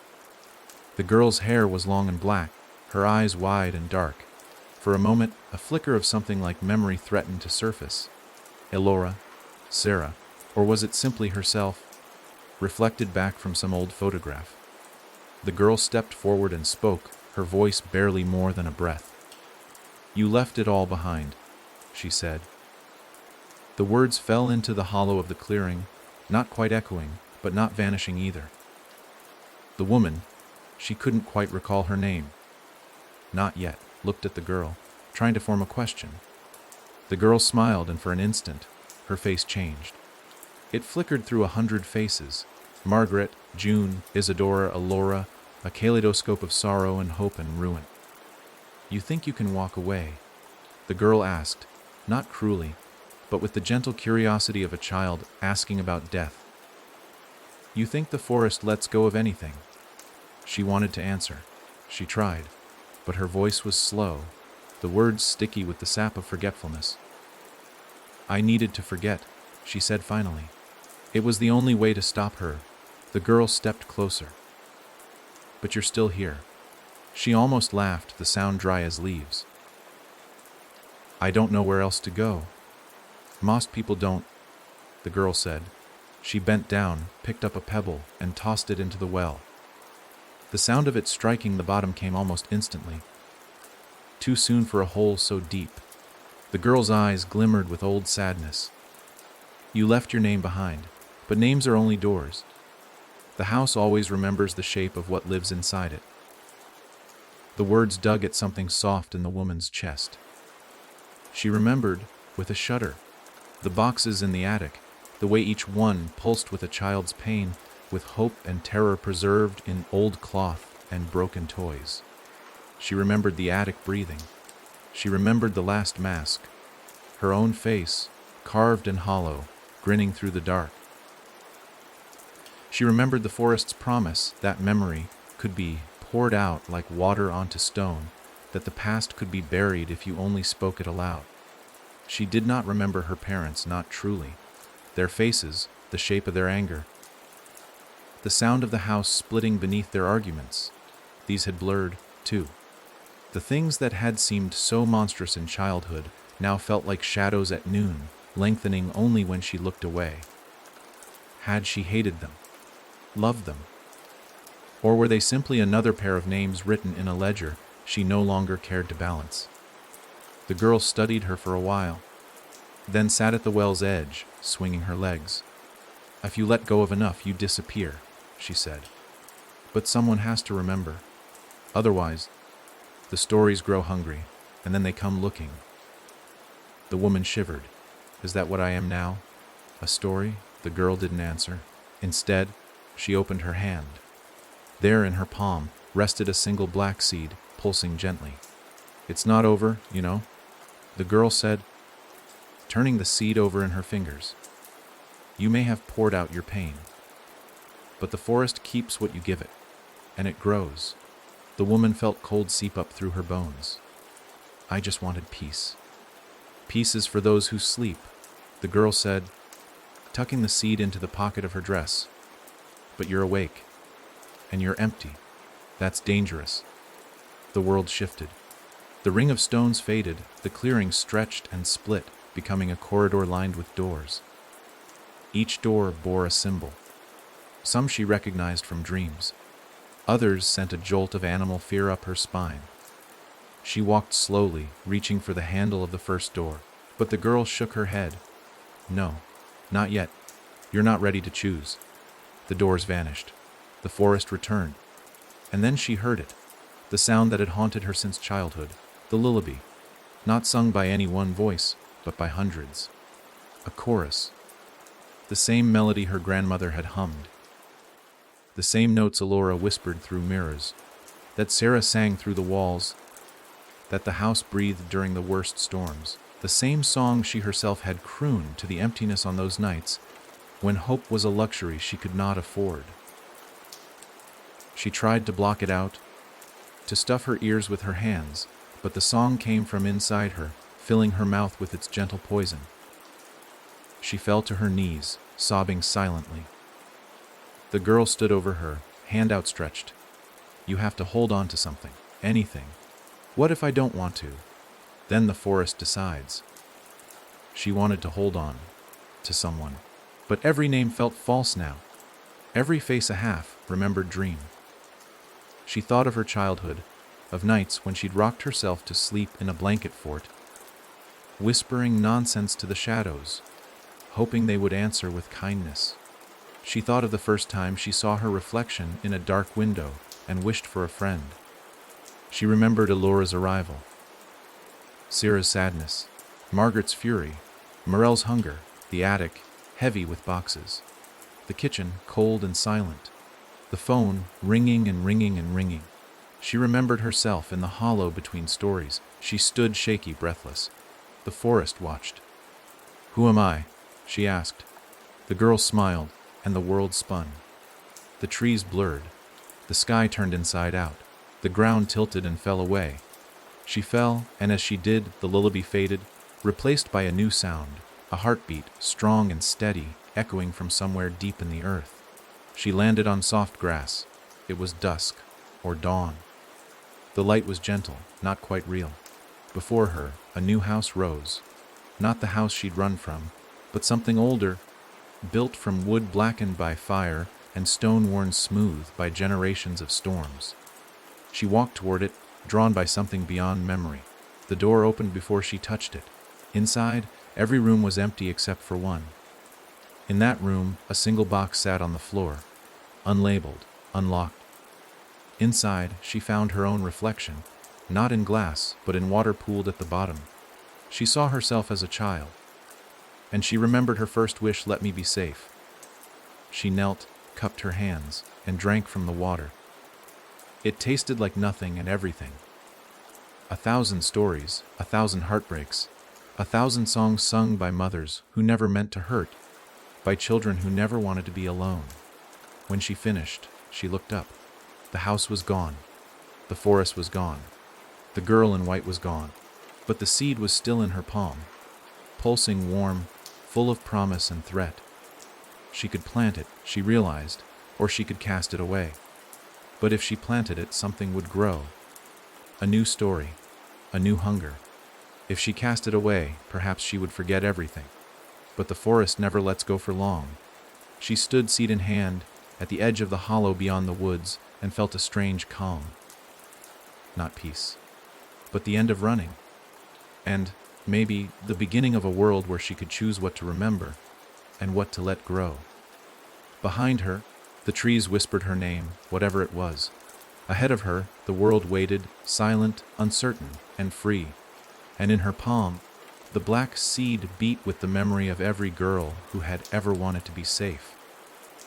She stood with the seed in her palm, the weight of it so slight and yet so immense she could feel it pressing down into the lines of her skin. The world was impossibly quiet, the hush of it broken only by the distant, uncertain heartbeat that thudded from the seed, or maybe from her own chest. The trees behind her whispered, their words not quite making sense, a swirl of syllables and fragments, some urgent, some sorrowful, all reminding her that stories never ended. They simply waited for the next telling. The air felt changed here, as if every molecule was paying attention, watching to see what she would do. She knew with the clarity that comes from the end of terror, that this was the moment she would have to choose plant the seed and let something new begin, or cast it away and try, for the first time in her life, to step into the future empty-handed. She turned the seed over and over in her hand. It was glossy black, no bigger than a cherry pit, but it seemed to draw the light into itself, swallowing every glint and sparkle, refusing to let anything reflect. It looked like a tiny version of the stones she'd seen in the forest circle, ancient, patient, alive. Her mind was strangely clear. She remembered the attic, the boxes, the laughter and screaming and lullabies twisted into something sharp.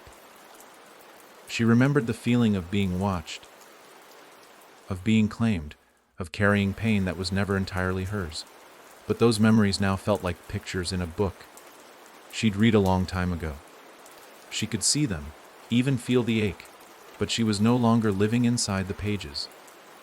She considered burying the seed right there, at the edge of the forest. She knelt and pressed her fingers into the soft earth, feeling the coolness welcome her skin.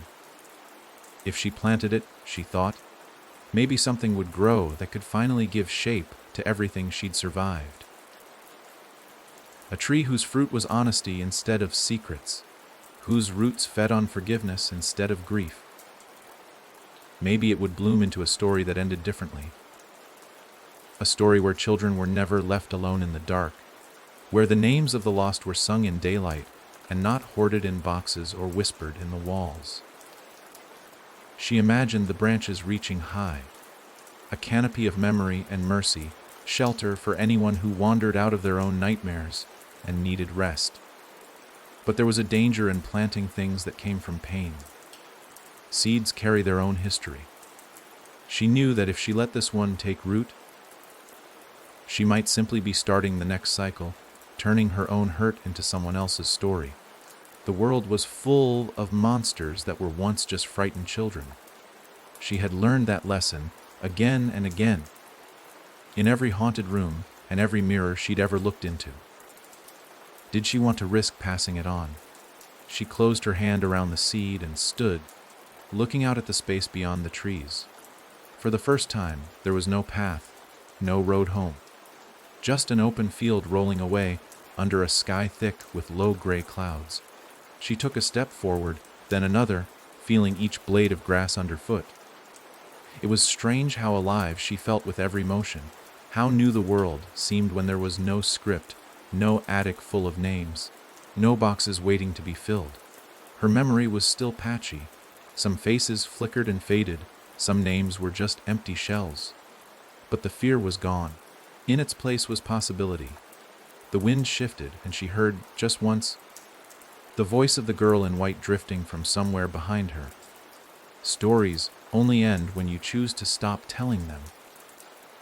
She wondered if that was a warning or a blessing.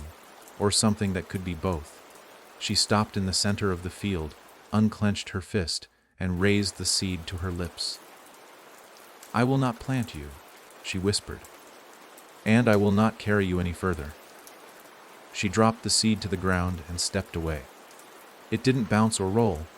It simply lay on the earth, dark and small and ordinary, robbed of all its power by her refusal to claim it.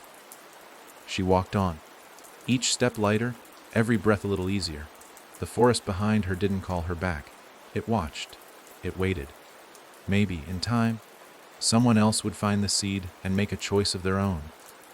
Maybe that was how stories survived. Not by force, not by hunger, but by the hope that someone, somewhere, would break the cycle. She didn't look back. Her journey was her own now. There was no voice in her head, no lullaby riding the wind, no mask waiting at the door. Just the wide sky, the hush of grass, and the feeling that, for the first time in her life, she could begin again, not as a keeper, not as a vessel, but as herself. She would remember enough to stay safe. She would forget enough to be free. And somewhere, deep in the hush of the earth, the seed waited, neither good nor evil. Only a promise, only a story, waiting for a new teller and a new ending. The world before her was blank and beautiful, haunted and whole. And for a long, quiet moment, she simply walked, her footsteps fading into the silence, carrying only what she chose to keep. She walked through the field until her legs grew weak, but the hush never left her. Every step away from the forest seemed to peel another layer of dread from her shoulders, yet the emptiness that followed was strange. A hollow where fear had once nested, echoing with the aftershocks of all she'd endured. She wondered, as she moved deeper into the open, if anyone could ever truly be free from the stories that shaped them. Perhaps there was always some remnant, some shadow, that lingered in the blood or the breath, an echo that only quiet could reveal. But now, for the first time, she found she could bear the silence. It was not punishment, it was possibility. Her body remembered how to move without flinching. Each time the wind swept past, she braced for a voice, for the chill of a memory trying to claw back inside her skull. But nothing came. Only the rhythm of her own steps, the ache in her muscles, the steady pulse in her throat that felt utterly, defiantly hers. The field seemed endless, but she was in no rush to find the edge. She wandered, following the sun, watching as light shifted and changed. As the world's colors deepened and softened with the hours, she came across wildflowers, yellow, violet, and white, swaying gently, needing nothing from her, carrying no hidden voices, no secrets beneath their petals. She sat for a time among them, letting the air cool around her, the sky turning amber and then bruised blue. She watched the clouds change shape. She tried to recall her own name. Sometimes it flickered on the tip of her tongue, sometimes it vanished completely. But she felt no panic. She was not lost. Not really. The girl she'd been. The girl who had whispered to the dark. Who had been tricked and haunted and made to keep the boxes of other people's sorrow, was still somewhere inside her. But now she was something more. She was a woman unburdened by memory's demand, no longer feeding old hungers with her own suffering. As dusk settled, a new sound rose in the field, a small voice, humming. Not the lullaby that had once driven her to the edge of madness, but a new song. Softer. Made of hope and loneliness braided together, a tune no one had taught her. She realized it was her own. She was humming because she could, because the silence was hers to fill or not, and nothing waited behind it with teeth. She stretched out on her back and watched the first stars arrive. They did not wink at her with secret meaning. The sky was not a mirror. It was just sky, deep and wide, promising nothing, demanding nothing, open to every dream she had left. The hum of insects, the whisper of grass, the cool press of earth beneath her, all of it grounded her, made her feel not like a keeper of darkness, but like someone waking in her own life for the very first time. She wondered about the seed, whether it would be found, whether someone else would try to plant it. Whether stories like hers ever truly ended, or whether the hunger always found a way to rise again, watered by the longing and loneliness of some other soul. But that was no longer her burden. She had laid it down. When she finally slept, it was a clean sleep, free of dreams, free of voices, free of the choking press of memory. She woke to sunlight dew on her skin, the gentle weight of a world that did not know her name, but welcomed her all the same. She sat up, arms wrapped around her knees, and let herself feel how good it was simply to exist. Not as a memory, not as a vessel, not as a keeper. She saw, in the grass beside her, a single green shoot pushing up through the soil, impossibly fragile, impossibly brave. It might have come from the seed, or perhaps it was only a wild thing, born of rain and chance. She didn't reach for it. She didn't claim it or fear it. She watched it for a while and then stood, knowing at last that what grew in silence was not always hunger. Sometimes, what grew was simply life. She left the field behind her, walking toward the light, toward a world unwritten. The ghosts did not follow. The boxes did not call. The stories waited, patient for someone else to speak them. But for now, she was free. The air was brighter the further she walked, as if each step into the open untied another knot in the sky. For so long she had moved through worlds built from dread, rooms packed with old boxes, attics heaving with sorrow, forests tangled with memory. She had grown used to spaces where everything had meaning, where every shadow was a warning and every lullaby a trap.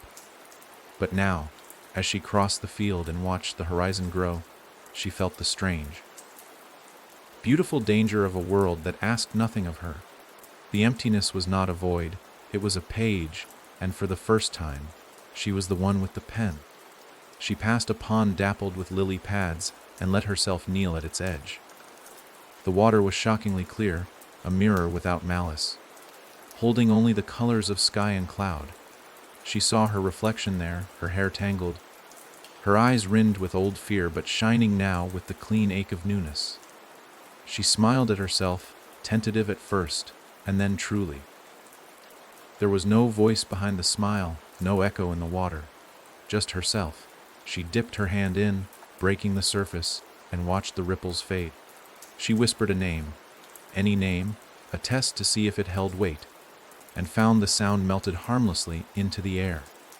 No ancient power rushed up from below. The pond simply shimmered. She walked on. The land undulated in gentle hills, and she climbed them all, refusing to let fatigue draw her back to rest before she was ready. Each step was her own, chosen freely. She found an old fence running along the crest of a hill, bleached gray and missing most of its slats, separating nothing from nothing. She leaned against it and looked back at the forest, a smudge of green and black on the edge of the world. It looked smaller now, almost gentle, the way a mountain does once you've crossed it. She could remember the pain. She could even still taste its bitterness, but it no longer decided who she was. The fear was a story she could choose to retell or set aside. It was not the only story left. In the warmth of midday, she heard laughter in the distance. Not the cruel laughter that once crawled through attic walls, not the giggling of children lost in memory, but the simple sound of life. She followed it down to a winding path and found herself among people. Real people. Living their days without any sense of the dark hungers that had once chased her. A market bustled at the town's edge. Sunlight glinting on apples and jars of honey, the smell of bread and dust and summer heat curling together in the air. No one recognized her. No one watched her with knowing eyes. She was no longer the keeper, no longer a vessel. Just a stranger in a bright, ordinary world. A small child tugged at her sleeve, holding out a wildflower with a crooked stem. She accepted it, thanked the child, and tucked it behind her ear. The gesture meant nothing. No secret ritual, no hidden price.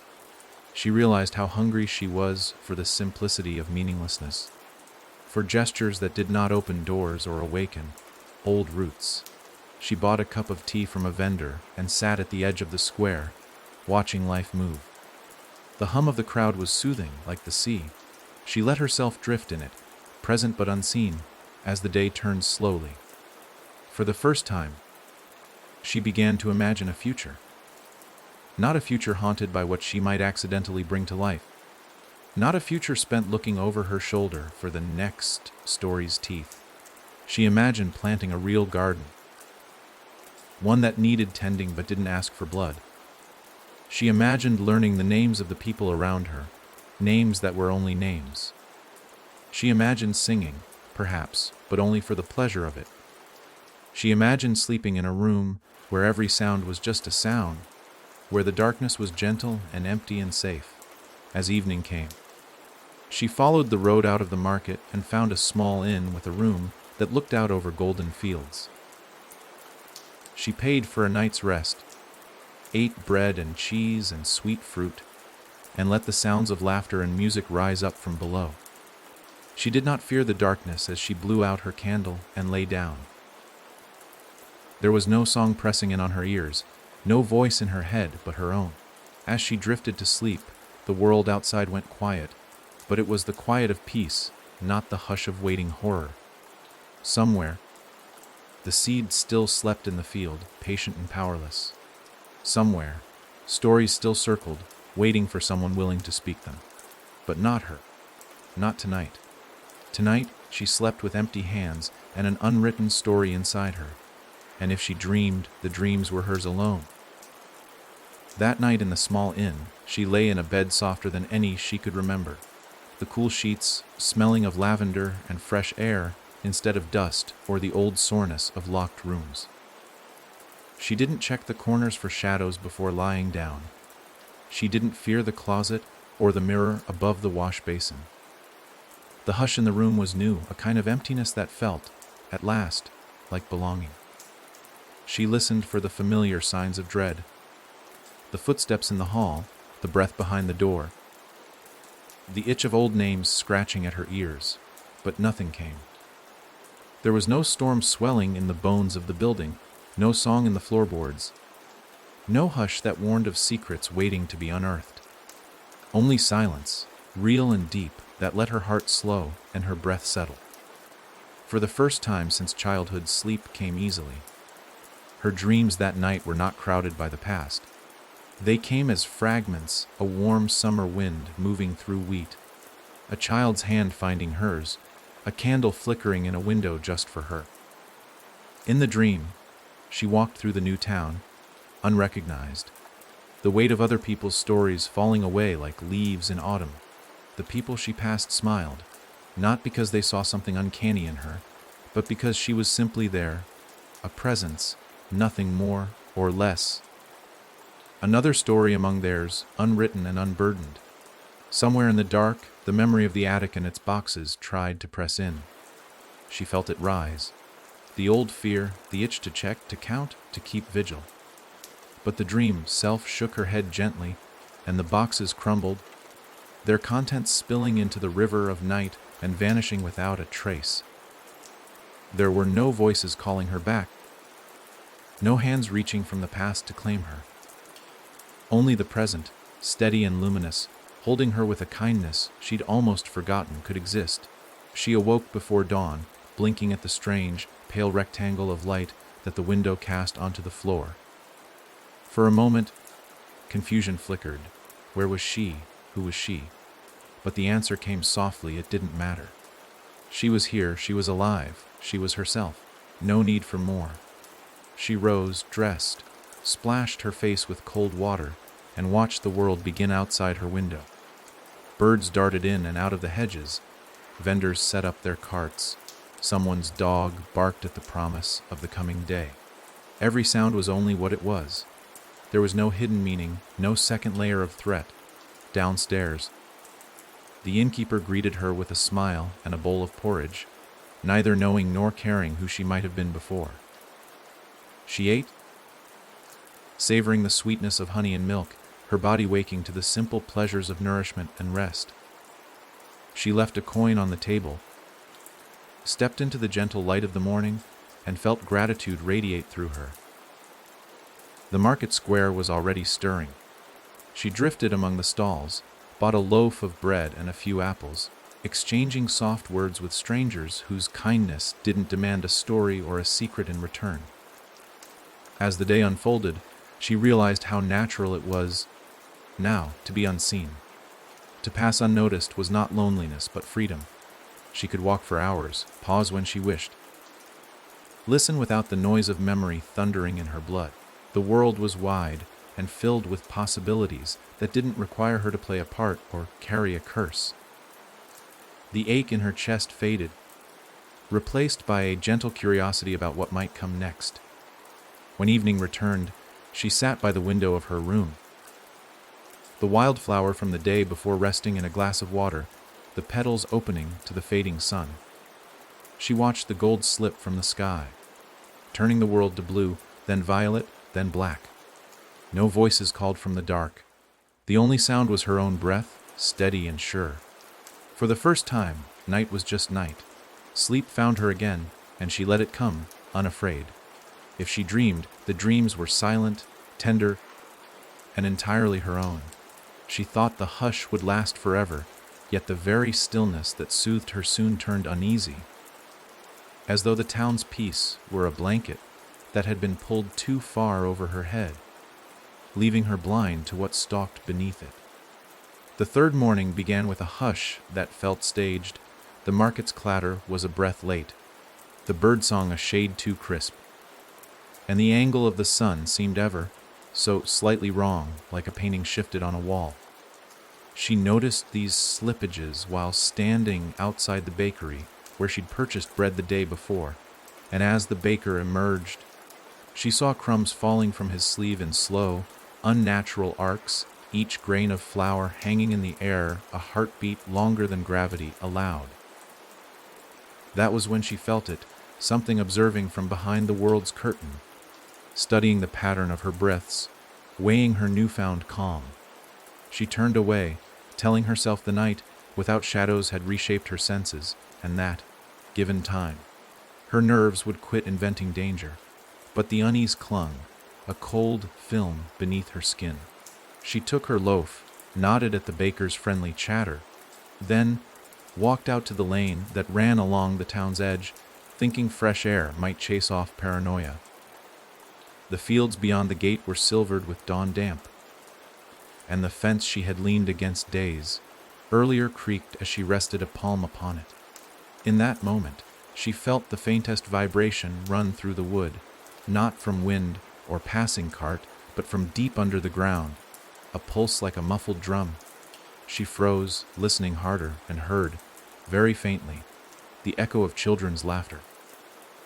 The same note she'd tried to trust in the market, only now it drifted from the wheat itself, each stalk whispering a playful giggle whenever the breeze touched it.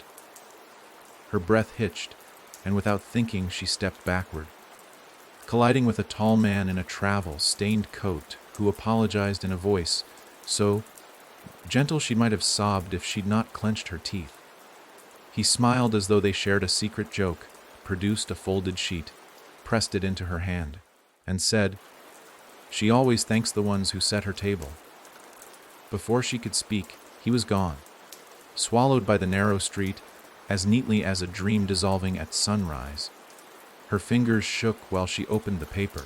It held only a charcoal sketch of the massive stone in the forest clearing, but now the ringed slab sprouted a sapling, thin, black, barked, heavy with drooping pods.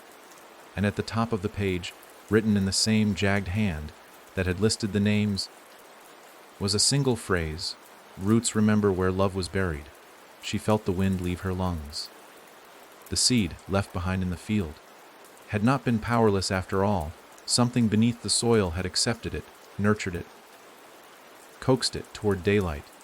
And now, if the drawing told truth, it had begun to grow. She ran from the lane, down the hill, past startled merchants who called after her, across the Rambler's bridge, where river mist licked at her ankles, until she stood on the rise, overlooking the field, where she'd spared the seed. From afar the grass looked normal, Yet as she drew closer, she saw a dark vein snaking through the blades, widening into a circle exactly where she dropped the kernel. At the center stood the sapling from the sketch, no taller than her knee, but already wrong, its bark slick like wet pitch, its leaves translucent. Each hanging pod shivering though no wind stirred. She should have felt terror, but what came instead was shame. She had believed she could walk away untouched, believing one refusal ended a story spun for generations. Yet here stood proof that unremembered things continue to breathe. The pods quivered, and tiny cracks spidered across their glossy skins until one split with a soft pop. Something slid free, a perfect porcelain doll's head, hair black, eyes wide, mouth smiling with two red lips. It landed on the soil without so much as chipping, then tilted upward to regard her with a joy that chilled her bones. More pods burst. Each loosed another doll's fragment, hands clutching ribbons, feet stepping daintily, torsos clad in white dresses, until a dozen pieces lay scattered, twitching like beetle shells. They rolled toward one another, clasps forming, limbs clicking into sockets, the segments reassembling into a single girl-shaped figure. When it rose, joints bending with an insect's precision, she realized the face was hers. Not as she was now, but the wide-eyed child who'd first whispered to the dark. The doll self spoke in that lost, high voice. "You promised you'd keep me safe." The field darkened, shadow pouring from nowhere. And in that gloom she felt the tug of something vast below, roots tunneling toward her feet with greedy intent. Every part of her screamed to flee, yet guilt anchored her. She knelt, one hand extended, whispering, "I know. I'm sorry." The doll shook its head. "Sorry isn't soil. Feed me." Roots snapped up, wrapping her wrists, ankles, forcing her toward the sapling. Panic flared, but beneath it flowed anger. Anger at the forest, the attic, the mother, the endless wheeling of want. She yanked against the grip and felt bark slice her skin, yet pain sharpened her resolve.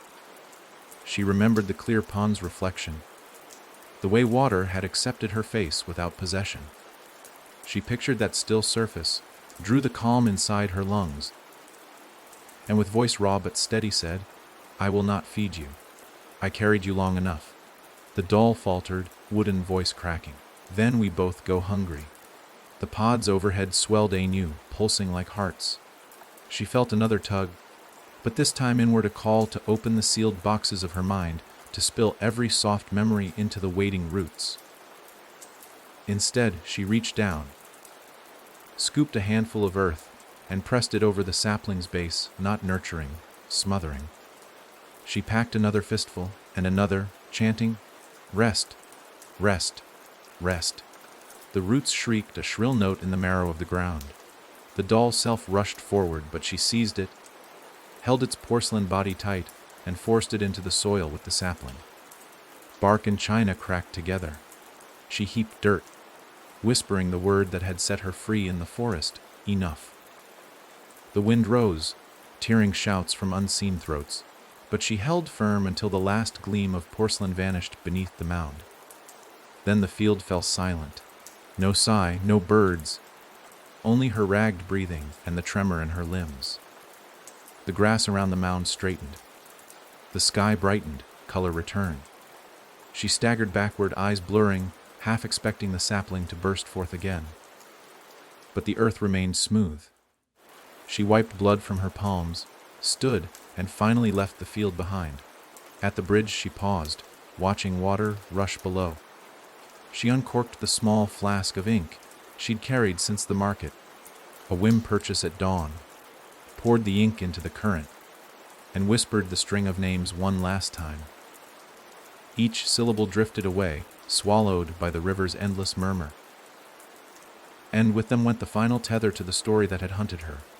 She walked on, through the waking village, into the widening light, footsteps growing surer with each stride. If another seed waited in some distant shadow, it would not find nourishment in her heart. She would offer it neither fear nor sorrow, only the silence of a life finally her own. She thought she had buried every whisper, but some nights refused to stay in the ground. Dawn had only just lifted its pale face when the world around her tightened, as though the air itself remembered something she wished to forget. She had walked far from the village, past the market stalls where yesterday's bread still clung to the stones, past the bridge where the river hurried away with her last confession. And now she followed a sun-cracked road toward hills that glowed faintly under a wash of gold. The sky was cloudless, the day perfectly ordinary. Yet the calm felt staged, as if some unseen audience held its breath just beyond the borders of her vision. For a time she told herself that nerves alone made the morning brittle, that after so much terror the mind braced for echoes that would never arrive. But then she saw them, footprints, small and bare, meandering along the edge of the road, where dust gathered in shallow drifts. They weren't hers. Her own soles had long since grown calloused and wide, each step pressed into the earth with an adult's weight. These prints were delicate, almost playful, dotting the path in uneven clusters. Something about the way they appeared, neither perfectly fresh nor quite fading, unsettled her. They looked like the memory of footsteps more than the real thing. She knelt to touch one and felt the warmth of the ground beneath her fingertips. There, in that small heat, flickered a pulse of recognition too quick to name. She straightened, scanning the road, but found no child lingering in the bright, lit distance. For the first time in days, a chill scraped her spine. She considered turning back to the village, to people, to witness, but the idea of faces asking questions she could not answer felt unbearable. Instead, she followed the prints. They led her off the road and into a shallow gulch where wild sage and brittle grass swayed in the hush. The track wound between two crumbling stone walls, relics of a boundary long since abandoned, then climbed toward a solitary oak that clung stubbornly to life atop a low rise. She had seen many oaks in her wandering, yet this one struck her as strange, its leaves too green for the season, its bark too dark, as though the tree absorbed more of the morning than it should. At the base, the prints vanished into shadow, erased by a ring of discolored soil that looked freshly turned. Her heart thudded. She knew the shape of rings like that. Still, she stepped forward, because terror without curiosity was only half-lived.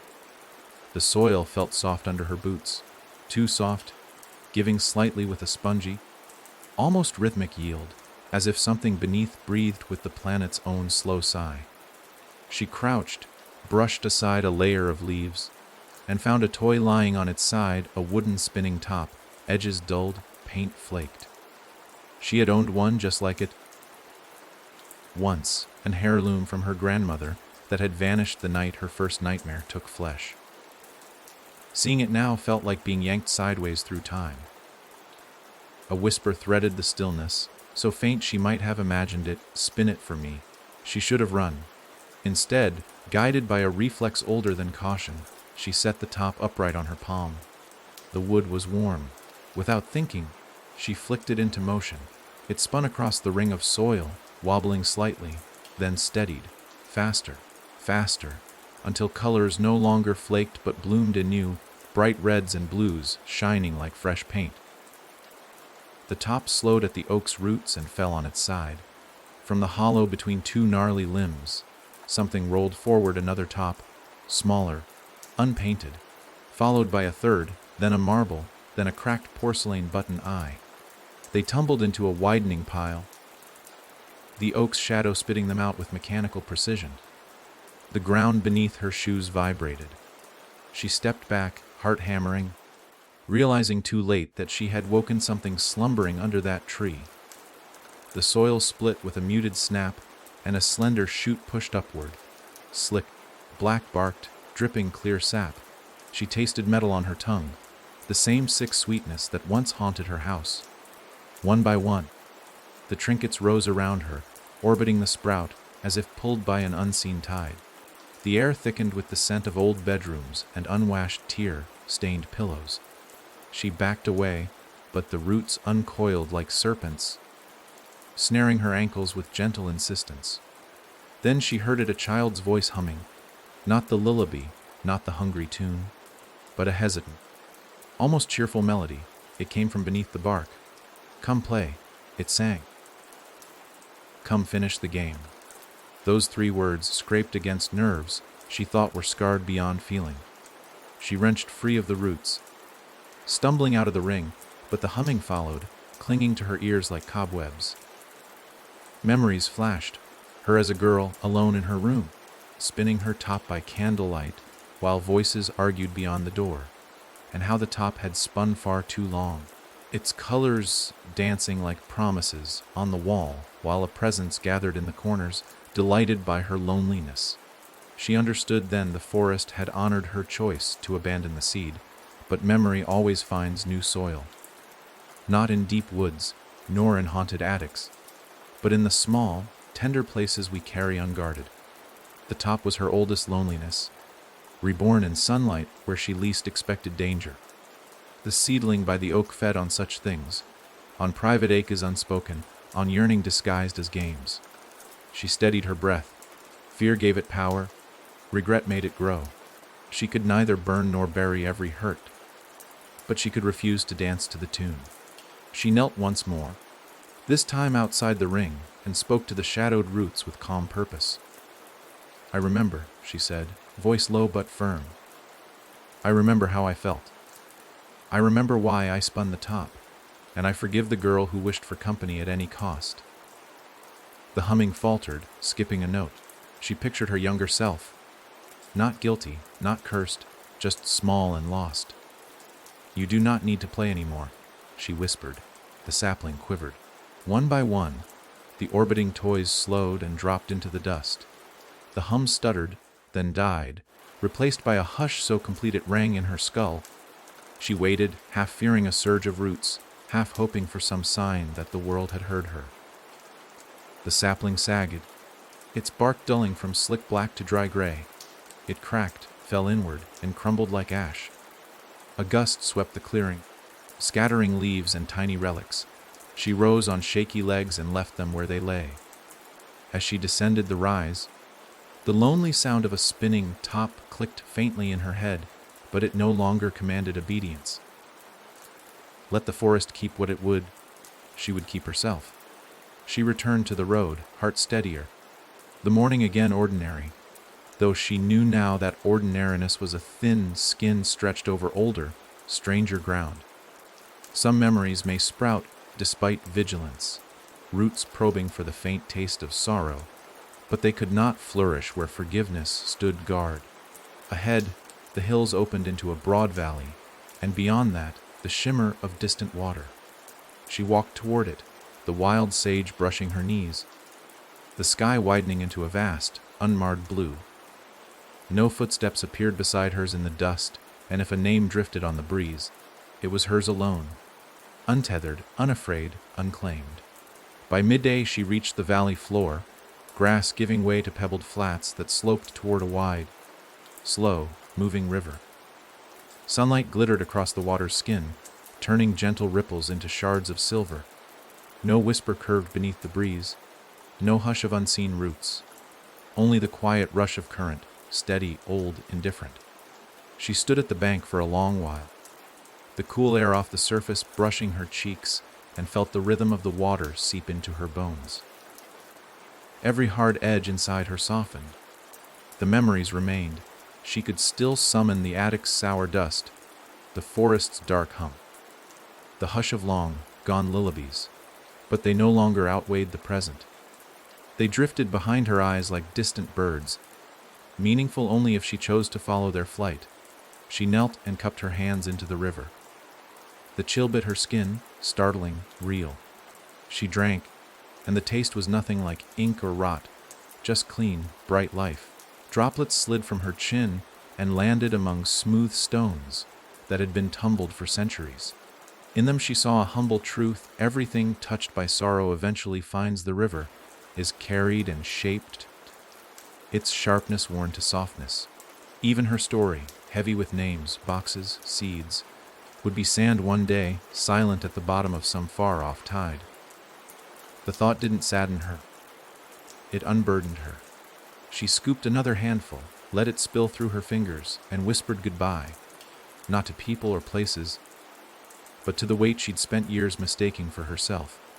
A weathered skiff was moored nearby, bobbing gently. No oars inside, no rope tying it fast. Only an invitation. She stepped aboard, the wood rocking under her, then sat and pushed off with one quiet breath. The river caught her without protest, guiding the hull downstream. She leaned back, eyes half closed against the shimmer. Overhead, clouds drifted like unwritten pages. Somewhere behind, the world of small boundaries, attics and forests, maps edged in fear, receded into a blur. While the skiff slipped forward, she hummed. Not any tune she'd been given, not one scraped out of grief, but a simple line that rose and fell with the current. Her voice was fragile, untrained, yet the water answered in supple harmony, carrying the melody ahead of her. No hidden hunger clung to the sound. It was hers, and it was enough. Dusk colored the sky rose, gold when she finally grounded the skiff on a sandbar. She stepped onto the warm, rippled shore and scanned the horizon. New hills climbed beyond a patchwork of orchards and fields. A faint ribbon of chimney smoke rose from a village she did not yet know. She felt the urge to move toward that life, toward rooms and fires and names spoken kindly. But first she knelt and pressed her palm to the sand. The river murmured beneath. She thought of the seeds still sleeping somewhere in distant soil, of the tops and dolls and boxes that might one day lure another wandering heart. But she also thought of the field of flowers, the quiet inn, the morning bread, the child's gift of a crooked blossom. She thought of the strength inside forgiveness, and of the silence that remained hers to fill or leave untouched. As night drew its deep blue cloak across the world, she rose and walked inland, each step light against the earth. She carried no relics, no tokens, no seeds, only her breath and the song in her throat and the memory of water moving past every burden it had ever held. Behind her, the river kept flowing, a promise that nothing stays trapped forever, that even the heaviest stories will be carried onward, smoothed, and, given enough distance, set free.